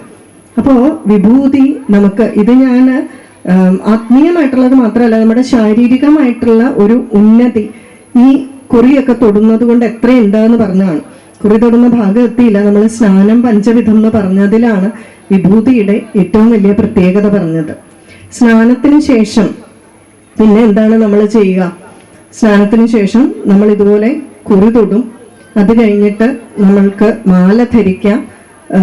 രുദ്രാക്ഷമാലയോ ജപിക്കുന്നവരുടെ കാര്യമാണ് ഇതൊക്കെ പറയുക. രുദ്രാക്ഷമാലയോ സ്ഫടികമാലയോ അങ്ങനെയൊക്കെ ഉണ്ടെങ്കിൽ, ഞാൻ രുദ്രാക്ഷത്തിന്റെ ഒരു മാഹാത്മ്യം പറഞ്ഞ ഒരു പ്രഭാഷണം നടത്തിയതിൽ ചിലരൊക്കെ ഇങ്ങനെ ചോദിച്ചിരുന്നു, നമ്മൾ എപ്പോഴാണ് മരിക്കുക എന്നറിയില്ലല്ലോ. അപ്പോൾ ഞാനന്ന് പറഞ്ഞിരുന്നു, ബാത്റൂമിലൊക്കെ പോകുമ്പോഴും നമ്മൾ ഇങ്ങനെ മലമൂത്ര വിസർജനാദികൾ ചെയ്യുമ്പോൾ, ഉറങ്ങുമ്പോൾ, അതൊക്കെ ആ സമയത്തൊക്കെ ഈ മാല അഴിച്ചു വെക്കുന്നതാണ് നല്ലത്. അങ്ങനെ തന്നെ ആചാര്യന്മാർ പറഞ്ഞിട്ടുണ്ട്. അപ്പൊ അദ്ദേഹം ചോദിച്ചു, നമ്മൾ എപ്പോഴാണ് മരിച്ചു പോകുന്നതെന്ന് അറിയില്ലല്ലോ, അപ്പോൾ ഇത് ധരിക്കണ്ടേ എന്ന്. മരിച്ചു പോകുന്നതിൽ നമ്മളപ്പോൾ ചിന്തിക്കേണ്ടത് എന്താണെന്ന് വെച്ചാൽ, എല്ലായ്പ്പോഴും നാമം ജപിക്കുക എന്നുള്ളതാണ്. പക്ഷെ ഇതുപോലെയുള്ള മാലകൾ നമ്മൾ ഒരിക്കലും ആ മലമൂത്ര വിസർജനത്തിനൊക്കെ പോകുമ്പോഴുള്ള ആ തമസ് ഇവയിലേക്ക് ബാധിക്കാൻ സാധ്യതയുണ്ട്. അപ്പൊ അതുകൊണ്ട് തന്നെ ഉറങ്ങാൻ പോകുമ്പോഴും എല്ലാം ഇത് അഴിച്ചു വെക്കുന്നതാണ് ഏറ്റവും ഉചിതമായിട്ടുള്ളത്. എന്നാൽ ദീക്ഷയായിട്ട് നമ്മൾ മാല ധരിക്കുന്നുണ്ടെങ്കിൽ, ശബരിമലയ്ക്കൊക്കെ നമ്മൾ ചന്ദനമാലയോ എന്തെങ്കിലും മാലയൊക്കെ ധരിച്ചിട്ടുണ്ടെങ്കിൽ അത് ദീക്ഷയാണ്. അത് ഒരു സമയം പോലും നമ്മൾ അഴിക്കാൻ പാടില്ല. അത് വളരെ ശ്രദ്ധയോടുകൂടി നമ്മൾ കൈകാര്യം ചെയ്യേണ്ടതാണ്. അപ്പം അങ്ങനെ നമ്മൾ മാലയൊക്കെ ധരിച്ചു, വല്ലതും വിട്ടുപോയിട്ടുണ്ടോ എന്ന് എനിക്ക് ഓർമ്മയില്ല. ഓർമ്മ വരുന്നത് അങ്ങനെ ഒരു ദിനചര്യയുടെ കാര്യത്തിൽ അങ്ങനെ പറയുന്നു. അതിനുശേഷം നമ്മൾ പൂജാമുറിയിൽ പോകുന്നു. പൂജാമുറിയിൽ പോയിട്ട് വിളക്ക് കത്തിക്കുന്നു. വിളക്ക് കത്തിക്കുന്നതാണെങ്കിലും എന്തുമാത്രം സംശയമല്ലേ നമുക്കിന്ന് ധർമാചരണത്തിന്റെ കാര്യത്തിൽ വളരെയധികം സംശയമാണ്. നമ്മൾ ധാരാളം ജ്യോതിഷന്മാരുടെയൊക്കെ അടുക്കൽ പോയി ധാരാളം കാര്യങ്ങളിൽ നമ്മളിങ്ങനെ സംശയം ചോദിച്ചുകൊണ്ടിരിക്കും.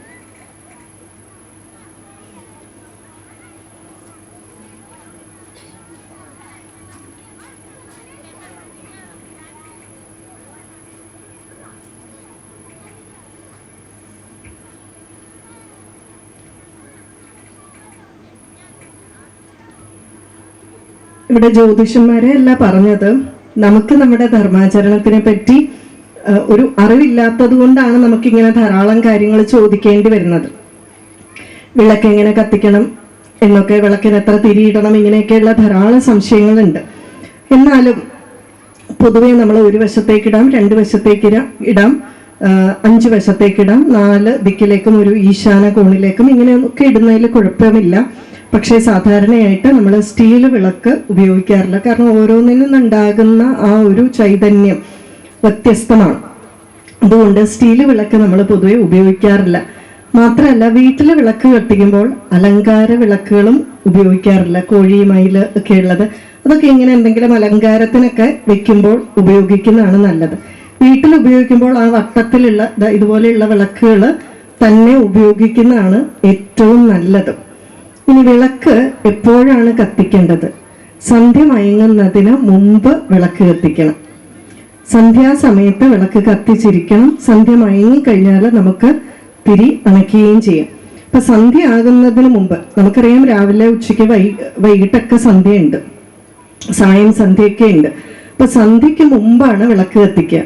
നമുക്ക് സന്ധ്യാസമയത്തൊക്കെ ജോലിയുണ്ട്, ജോലി കഴിഞ്ഞിട്ട് വരുമ്പോൾ 8 മണിയൊക്കെ ആയെങ്കിലോ സാരമില്ലെന്ന് വിളക്ക് കത്തിക്കേണ്ട, അത്രേ ഉള്ളൂ. കത്തിക്കുകയാണെങ്കിൽ അത് സന്ധ്യാസമയത്താണ് കത്തിക്കേണ്ടത്, അത്രേ ഉള്ളൂ. ഇനി കത്തിച്ചു കഴിഞ്ഞാൽ പലർക്ക് സംശയമുണ്ട്, ഇതിനെ അണയ്ക്കണോ, തന്നെ അണഞ്ഞു പോയാൽ വല്ല കുഴപ്പമുണ്ടോ എന്നൊക്കെ. പൂ കൊണ്ടോ വല്ലോ നമ്മൾ അണച്ചാൽ കുഴപ്പമൊന്നുമില്ല, തന്നെ അണഞ്ഞു പോയാലും കുഴപ്പമൊന്നുമില്ല. പണ്ട് സർപ്പക്കാവിലൊക്കെ നമ്മൾ അന്തിത്തിരിയൊക്കെ വെക്കില്ലേ, അറയുടെ അവിടെയൊക്കെ, അതൊന്നും ആരും പോയി അണയ്ക്കാറില്ല. പക്ഷെ അടുത്ത ദിവസം നമ്മൾ തിരി മാറ്റും, പുതിയ തിരിയിടും, അത് വൃത്തിയാക്കി നമ്മൾ, പ്രത്യേകിച്ച് നെയ്തിരി ആണെങ്കിൽ എരിഞ്ഞ് കത്തുന്നത് നല്ലതാണ് എന്ന് പറയും. നെയ്വിളക്കൊക്കെ ആണെങ്കിൽ നമ്മൾ വളരെ ഭക്തി പുരസരം ആ വിളക്കെല്ലാം കത്തിച്ച് നമ്മൾ ഭഗവാന്റെ മുന്നിൽ പ്രാർത്ഥിക്കുക. ഇനി അതാണ് ഏറ്റവും പ്രധാനപ്പെട്ട കാര്യം, ഈ പ്രാർത്ഥന എങ്ങനെയുള്ളതായിരിക്കണം എന്ന്. ഒരിക്കല് അനിൽകുമാർ എന്ന് പറയുന്ന ഭഗവാൻ സത്യസായി ബാബയുടെ തന്നെ ഒരു ഭക്തൻ, അദ്ദേഹം തൻ്റെ ജീവിതത്തിൽ ഉണ്ടായ ഒരു അനുഭവം പറയുന്നുണ്ട്.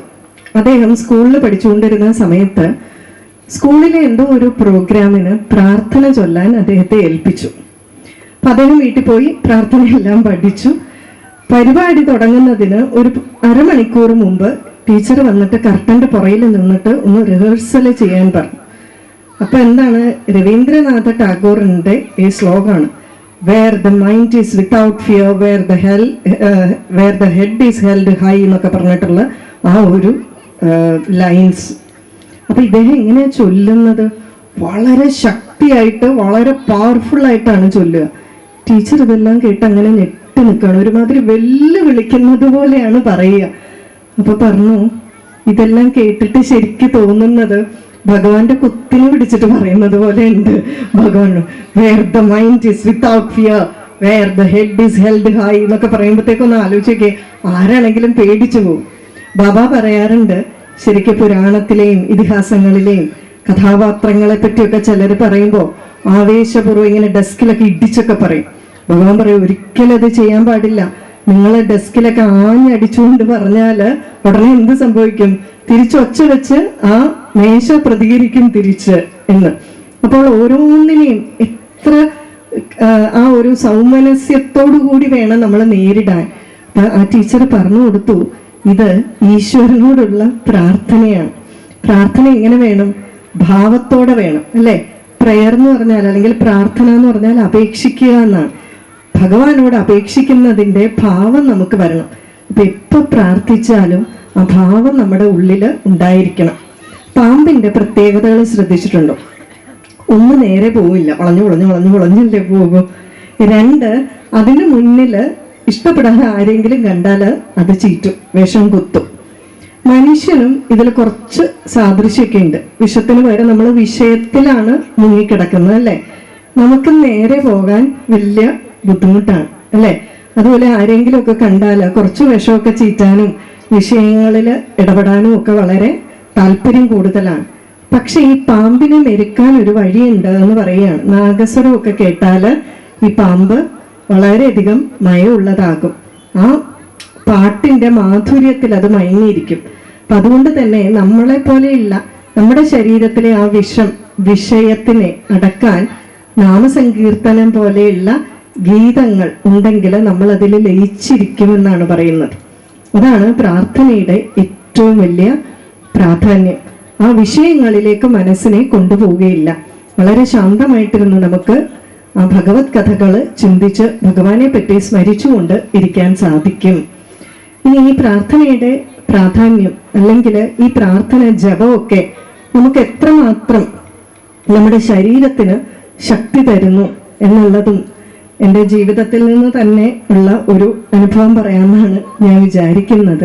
കാരണം സ്വന്തം അനുഭവങ്ങൾക്ക് എപ്പോഴും തീവ്രത കൂടും, അല്ലെ? ശക്തി കൂടും.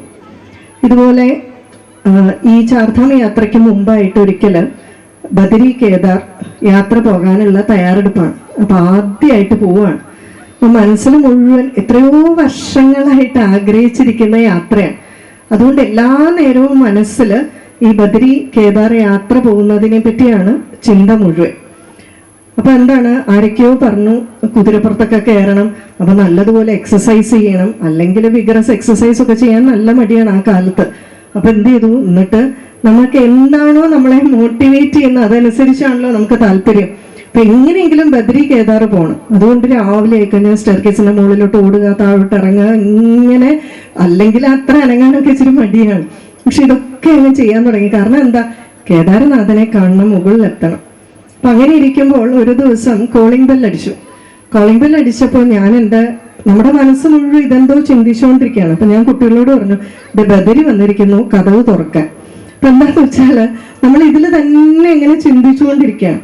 അപ്പൊ അങ്ങനെ ഇരുന്നപ്പോ എനിക്ക് തോന്നി, ഭഗവാനെ, എനിക്ക് ഈ ബദരി കേദാറിലെ തണുപ്പൊക്കെ സഹിക്കാൻ സാധിക്കുമോ? പൊതുവെ വീട്ടില് ഏത് ചൂട് കാലാവസ്ഥയാണെങ്കിലും ഞാൻ കമ്പിളിപ്പുതപ്പ് ഉപയോഗിച്ച് പുതച്ചാണ് കിടക്കുക. പ്രത്യേകിച്ച് കാല് മൂടും. എനിക്ക് അത്ര തണുപ്പ് സഹിക്കാൻ പറ്റുന്ന ഒരാളല്ല. എന്റെ മനസ്സിൽ ഇങ്ങനെ വളരെ വ്യാകുലതയാണ്. എനിക്ക് കൂടെ ഉള്ളവരൊക്കെ പോയിട്ട്, ഞങ്ങളാകെ 4-5 പേരേ ഉള്ളൂ, ഇവരൊക്കെ പോയിട്ട് എനിക്കെങ്ങാനും പോകാൻ പറ്റാതെ വരുമോ? അപ്പൊ എല്ലാരും പറഞ്ഞു, എത്ര കമ്പിളിപ്പുതപ്പൊന്നും ഇട്ടിട്ട്, അല്ലെങ്കിൽ കമ്പിളി വസ്ത്രങ്ങളൊന്നും ഇട്ടിട്ട് കാര്യമില്ല, തണുപ്പൊക്കെ ഇങ്ങനെ ഇരച്ചു കയറും, സൂചി കൊണ്ട് കുത്തുന്നത് പോലെയൊക്കെയാണ് എന്നൊക്കെ വിചാരിച്ചു. അപ്പൊ ഞാൻ വിചാരിച്ചു, ഇതിനെന്താ പോകാൻ വഴി? എന്തെങ്കിലും ഒരു വഴി കാണാതിരിക്കില്ല. ഞാൻ വിചാരിച്ചു, എന്താണെങ്കിലും നാമം ജപിച്ച് സാധന ചെയ്ത് ശരീരത്തിന് തപശക്തി ഉണ്ടാക്കാം. അത് തപശക്തിയാണോ എന്താണോ എന്ന് അറിയില്ല. നമുക്ക് ആ ജപത്തിലൂടെ നമുക്കൊരു ചൈതന്യവും ചൂടും ഒക്കെ ഉണ്ടാവുമല്ലോ. ഇപ്പൊ ഹിമാലയത്തിലെ സന്യാസിമാരൊക്കെ വസ്ത്രമൊക്കെ ഇല്ലാതിരുന്ന് ജപിക്കുന്നത് എങ്ങനെയാണ്? ഈ തണുപ്പില്. ഒരു ആ സാധനാ ബലം കൊണ്ടാണ്. അപ്പൊ പൊതുവെ നമ്മൾ ചെയ്യുന്ന സാധനം പുറത്തു പറയരുതെന്ന് പറയും. എങ്കിലും ഇത് ആർക്കെങ്കിലും ഒരു പ്രചോദനമാകുമെങ്കിൽ ആയിക്കോട്ടെ എന്ന് വിചാരിച്ചിട്ടാണ്. അപ്പൊ ഞാൻ നോക്കിയപ്പോ അധികം ദിവസം ഇല്ല ഇനി പോകാൻ. അപ്പൊ ഞാൻ തീരുമാനിച്ചു, ബദരി കേദാർ പോകുന്നതിന് മുമ്പ് ഞാൻ 1,00,000 തവണ ജപിക്കും. അപ്പൊ എനിക്ക് എല്ലാവർക്കും അവനവൻ്റെ ഒരു സാധനാ മന്ത്രം ഉണ്ടല്ലോ. അപ്പൊ എൻ്റെ സാധനാ മന്ത്രം ഞാൻ 1,00,000 തവണ ജപിക്കും തീരുമാനിച്ചു. അപ്പൊ ഞാൻ എൻ്റെ കുട്ടികളോട് പറഞ്ഞു, നിങ്ങളും ജപിക്കാൻ തുടങ്ങും. അപ്പൊ അവരുടെ രീതിയിൽ മൂത്തയാൾ പറഞ്ഞു, ഞാൻ എന്നാ ഒരു 50,000 60,000 ജപിക്കാൻ നോക്കാം. രണ്ടാമത്തെ ആളെന്തോ 25,000 ജപിക്കാൻ നോക്കാം അമ്മ എന്നൊക്കെ പറഞ്ഞു. അപ്പൊ ഞാൻ കാൽക്കുലേറ്റ് ചെയ്തപ്പോൾ ഒരു ദിവസം 8,000 വെച്ച് ജപിക്കാം. അപ്പൊ 8,000 എന്ന് പറഞ്ഞാൽ 200 നമുക്ക് 200 ഒന്നും ജപിക്കാൻ സമയം കിട്ടില്ല. അപ്പൊ ആ ജപിക്കുന്ന കൗണ്ടിങ് മെഷീൻ കയ്യിലുണ്ട്. വീട്ടിലെ പണികളൊക്കെ ഇങ്ങനെ ചെയ്യുമ്പോൾ ഇത് ജപിച്ചുകൊണ്ടിരിക്കും. അങ്ങനെ എല്ലാ ദിവസവും കൃത്യമായിട്ടുള്ള എണ്ണം വെച്ച് ഇത് ജപിച്ചു. ഹിമാലയ യാത്ര പുറപ്പെടുന്ന സമയമായപ്പോൾ എനിക്ക് തോന്നി ചിലപ്പോൾ ഏകദേശം അത്രയൊക്കെ ആയി. എങ്കിലും എൻ്റെ എണ്ണത്തിൽ ചിലപ്പോൾ എന്തെങ്കിലും തെറ്റുണ്ടെങ്കിലോ, ചിലപ്പോൾ ഒരു തെറ്റൊക്കെ വരാമല്ലോ ഈ ഞെക്കിയതിലോ എന്തെങ്കിലും.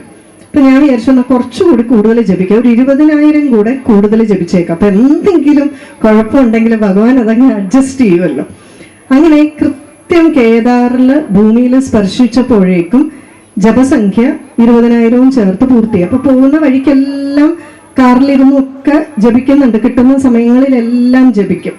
അപ്പൊ ഇവിടുന്ന് മല കയറാൻ തുടങ്ങിയപ്പോൾ നല്ല വെയിലാണ്. അപ്പൊ ഞാൻ വിചാരിച്ചു ഇതാണോ കേദാർ, വലിയ കുഴപ്പമൊന്നും ഇല്ലല്ലോ. പക്ഷെ അങ്ങ് മുകളിലെത്താൻ തുടങ്ങിയതോടുകൂടി തണുപ്പെന്ന് പറഞ്ഞാൽ നമുക്ക് സഹിക്കാൻ പറ്റാത്ത തണുപ്പാണ്. പോയിട്ടുള്ളവർക്കറിയാം. അത് അത്ര തണുപ്പിരിക്കുന്ന സമയത്താണ് ചെല്ലുന്നത്. ഞങ്ങൾക്കാണ് അന്ന് അവിടെ താമസം കൂടി അറേഞ്ച് ചെയ്തിട്ടുണ്ട്. എന്തോ ആ ഒരു സമയത്ത് പോയതുകൊണ്ടായിരിക്കും അധികം തിരക്കൊന്നുമില്ല ക്ഷേത്രത്തില്. ക്ഷേത്ര കോമ്പൗണ്ടിന്റെ അതേ നിരപ്പില് ഒരു കെട്ടിടമുണ്ട്, 2 നില കെട്ടിടം. അതിന്റെ മുകളിലത്തെ നിലയിലാണ് ഞങ്ങൾക്ക് താമസം.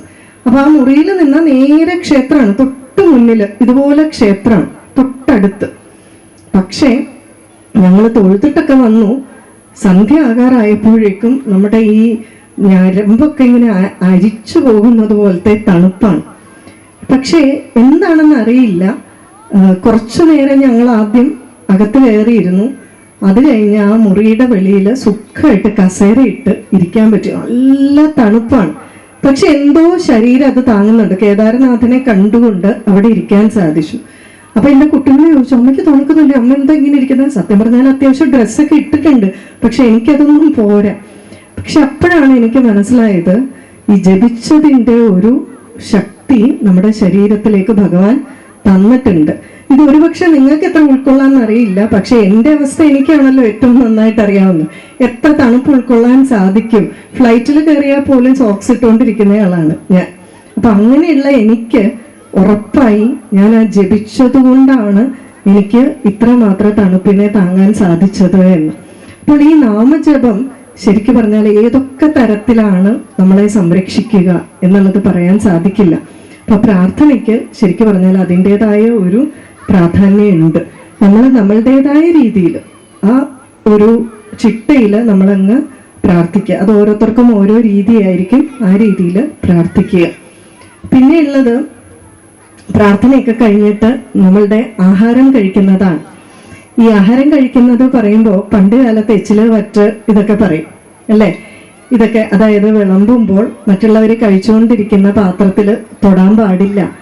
ഇതൊക്കെ പറയുന്നത് എന്തുകൊണ്ടാണെന്ന് വെച്ചാൽ ഈ പറയുന്നത് പോലെ അസുഖങ്ങളൊക്കെ പകരാതിരിക്കാനാണ്. ഇപ്പൊ കൊറോണ വന്നുകൊണ്ട് നമുക്കറിയാമല്ലോ, നമുക്ക് കാണാൻ പോലും പറ്റാത്ത ഒരു വൈറസ്.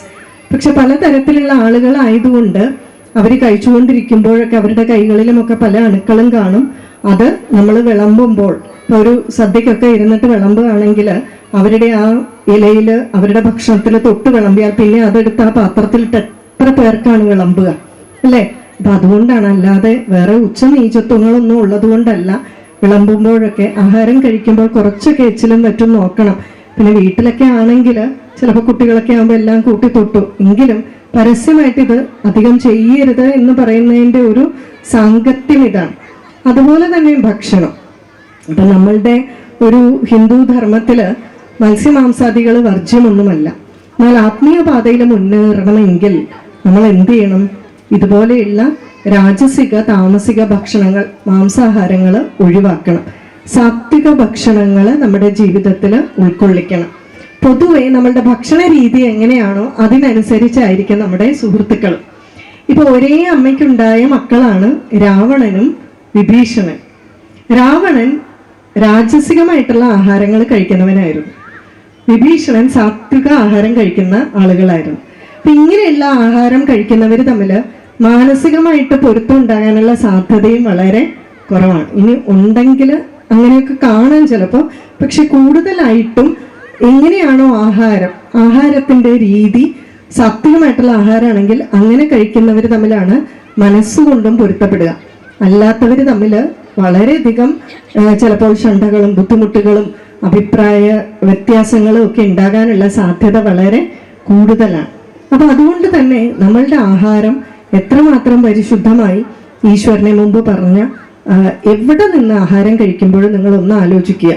ആ ആഹാരം ഇനി മുഴുവൻ പറയാൻ സാധിച്ചില്ലെങ്കിൽ വേഗം ഒന്ന് ബ്രഹ്മാർപ്പണം എന്നെങ്കിലും പറയുക, ഭഗവാൻ അങ്ങ് സമർപ്പിക്കുക. അത്രയെങ്കിലും സമർപ്പിച്ചിട്ട് നമ്മൾ കഴിക്കുമ്പോൾ അത് നിവേദ്യമായി ഈശ്വരനെ സമർപ്പിച്ചിട്ട് കഴിക്കുമ്പോൾ ഭഗവാന്റെ നിവേദ്യമായിട്ട് നമുക്ക് കഴിക്കാൻ സാധിക്കും. അപ്പോൾ അതുപോലെ ആ ഭക്ഷണം ഉണ്ടാക്കുന്നതിന്റെ സാധാരണ പറയും പാത്രശുദ്ധി, പാചകശുദ്ധി ഇതൊക്കെ പറയുമല്ലോ അല്ലേ. അപ്പൊ അതുകൊണ്ട് നമ്മൾ നല്ല വൃത്തിയായിട്ട് ഈശ്വര വിചാരത്തോടു കൂടി ഭക്ഷണമൊക്കെ ഉണ്ടാക്കിയാൽ അത് നമ്മുടെ ശരീരത്തിൽ ഉണ്ടാക്കുന്ന മാറ്റം വളരെ വ്യത്യാസമാണ് എന്ന് പറയും. കാരണം എന്താന്ന് വെച്ചാൽ ഈ ആഹാരമാണ് നമ്മുടെ ചിന്താഗതികളെ നിയന്ത്രിക്കുന്നത്, യാതൊരു സംശയവുമില്ല. ആഹാരത്തിന് അതുകൊണ്ട് വളരെ വലിയ പ്രാധാന്യമുണ്ട്.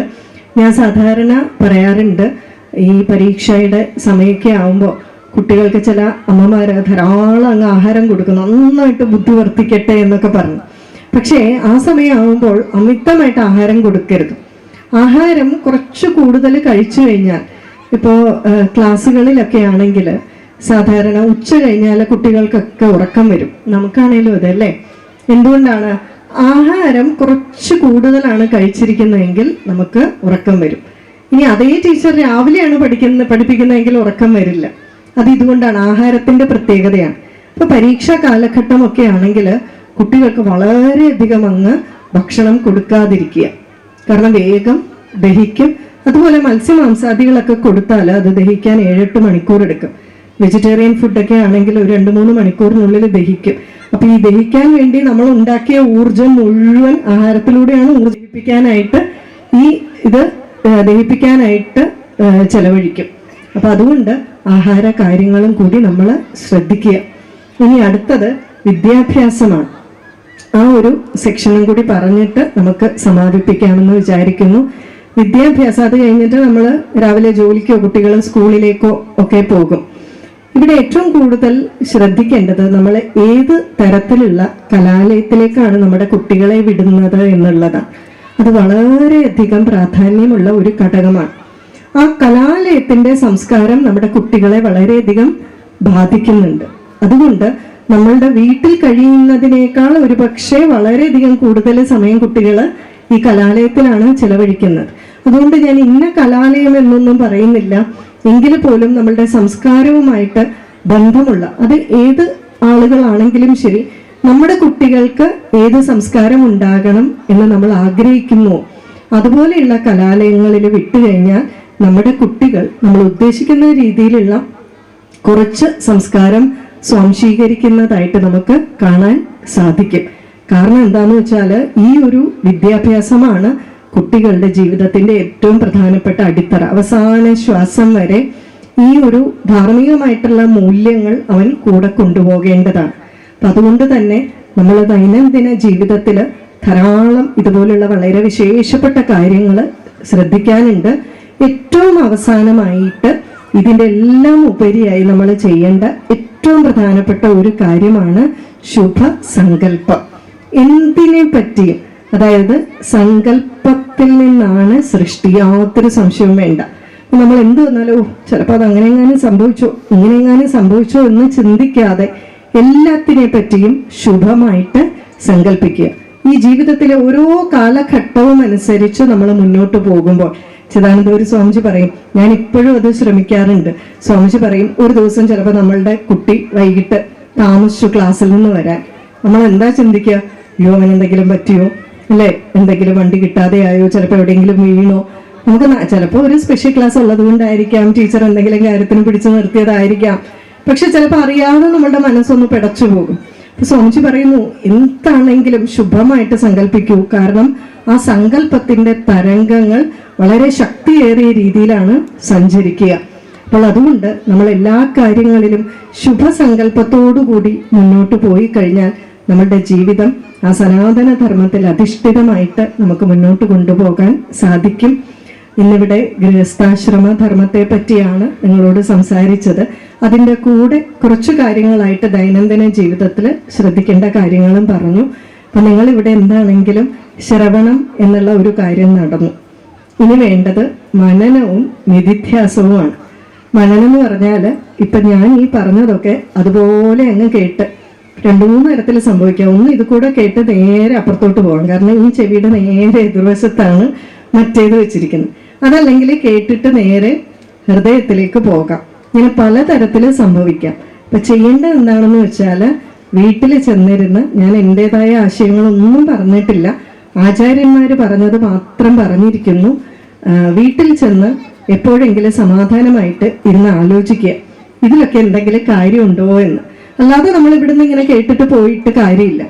ആലോചിച്ചിട്ട് അത് ശരിയാണെങ്കിൽ തൻ്റെ ജീവിതത്തിൽ ഇത് പ്രാവർത്തികമാക്കുക. അതല്ലെങ്കിൽ നമ്മൾ എത്ര പ്രഭാഷണം കേട്ടാലും എത്ര പ്രഭാഷണം പറഞ്ഞാലും കുടം കമത്തി വെച്ച് വെള്ളം ഒഴിക്കുന്നത് പോലെയാണ്. അതുകൊണ്ട് നമ്മുടെ ജീവിതത്തിൽ നിങ്ങൾ ഉൾപ്പെടെ, ഞാൻ ഉൾപ്പെടെ, ഞാനിതൊക്കെ പറയുമ്പോൾ എല്ലാത്തിനും അതീതയായിട്ട് നിന്ന് പറയുകയാണെന്ന് വിചാരിക്കരുത്. കാരണം നമ്മൾ ആരും പൂർണ്ണരല്ല. വാൽമീകി മഹർഷി ചോദിച്ചപ്പോൾ പൂർണ്ണനായിട്ടുള്ള ഒരേ ഒരു വ്യക്തിയാണ് നാരദ മഹർഷിക്ക് കാണിച്ചു കൊടുക്കാൻ സാധിച്ചത്. നമ്മളെല്ലാം മെച്ചപ്പെട്ടതാകാൻ ശ്രമിക്കുകയാണ്. അപ്പം ഞാൻ വിചാരിക്കുന്നത്, ഇങ്ങനെ കുറേ വേദികളിൽ ഇങ്ങനെ പറയുമ്പോൾ എൻ്റെ മനസ്സിനോട് ഒരു ഓർമ്മപ്പെടുത്തലല്ലേ. അപ്പം എനിക്കും ഇത് ഓർമ്മ വരും എന്നുള്ളത് കൊണ്ടാണ് ഞാനും ഇങ്ങനെ ധാർമ്മിക കാര്യങ്ങൾ സംസാരിക്കാനായിട്ട് ഒരു താല്പര്യം കാണിക്കുന്നത്. ആ ജഗതീശ്വരൻ നമ്മളെ എല്ലാവരെയും അനുഗ്രഹിക്കട്ടെ എന്ന് പ്രാർത്ഥിച്ചുകൊണ്ട് പറഞ്ഞ എല്ലാ വാക്കുകളും ഭഗവാന്റെ പാതാരവിന്ദങ്ങളിൽ സമർപ്പിക്കുന്നു. അതുപോലെ ഇങ്ങനെ ഒരു വേദിയിൽ 86ാമത് ഹിന്ദുമത സമ്മേളനത്തിൽ ഒരു വേദി ഒരുക്കി തന്ന എല്ലാ ഭാരവാഹികളോടും ഒന്നിച്ച്, കാരണം പല ആളുകൾ ചേർന്ന കൂട്ടായിട്ടുള്ള ഒരു പ്രയത്നമാണ്, ചേട്ടനാണ് ക്ഷണിച്ചത് എങ്കിലും പിന്നീട് വന്നപ്പോൾ പലരെയും കാണാൻ സാധിച്ചു. എല്ലാവരെയും നമസ്കരിച്ചുകൊണ്ട്, എന്നെ ക്ഷമയോടെ ശ്രവിച്ച എല്ലാ സജ്ജനങ്ങളുടെയും പാദങ്ങളിൽ നമസ്കരിച്ചുകൊണ്ട് നിർത്തുന്നു.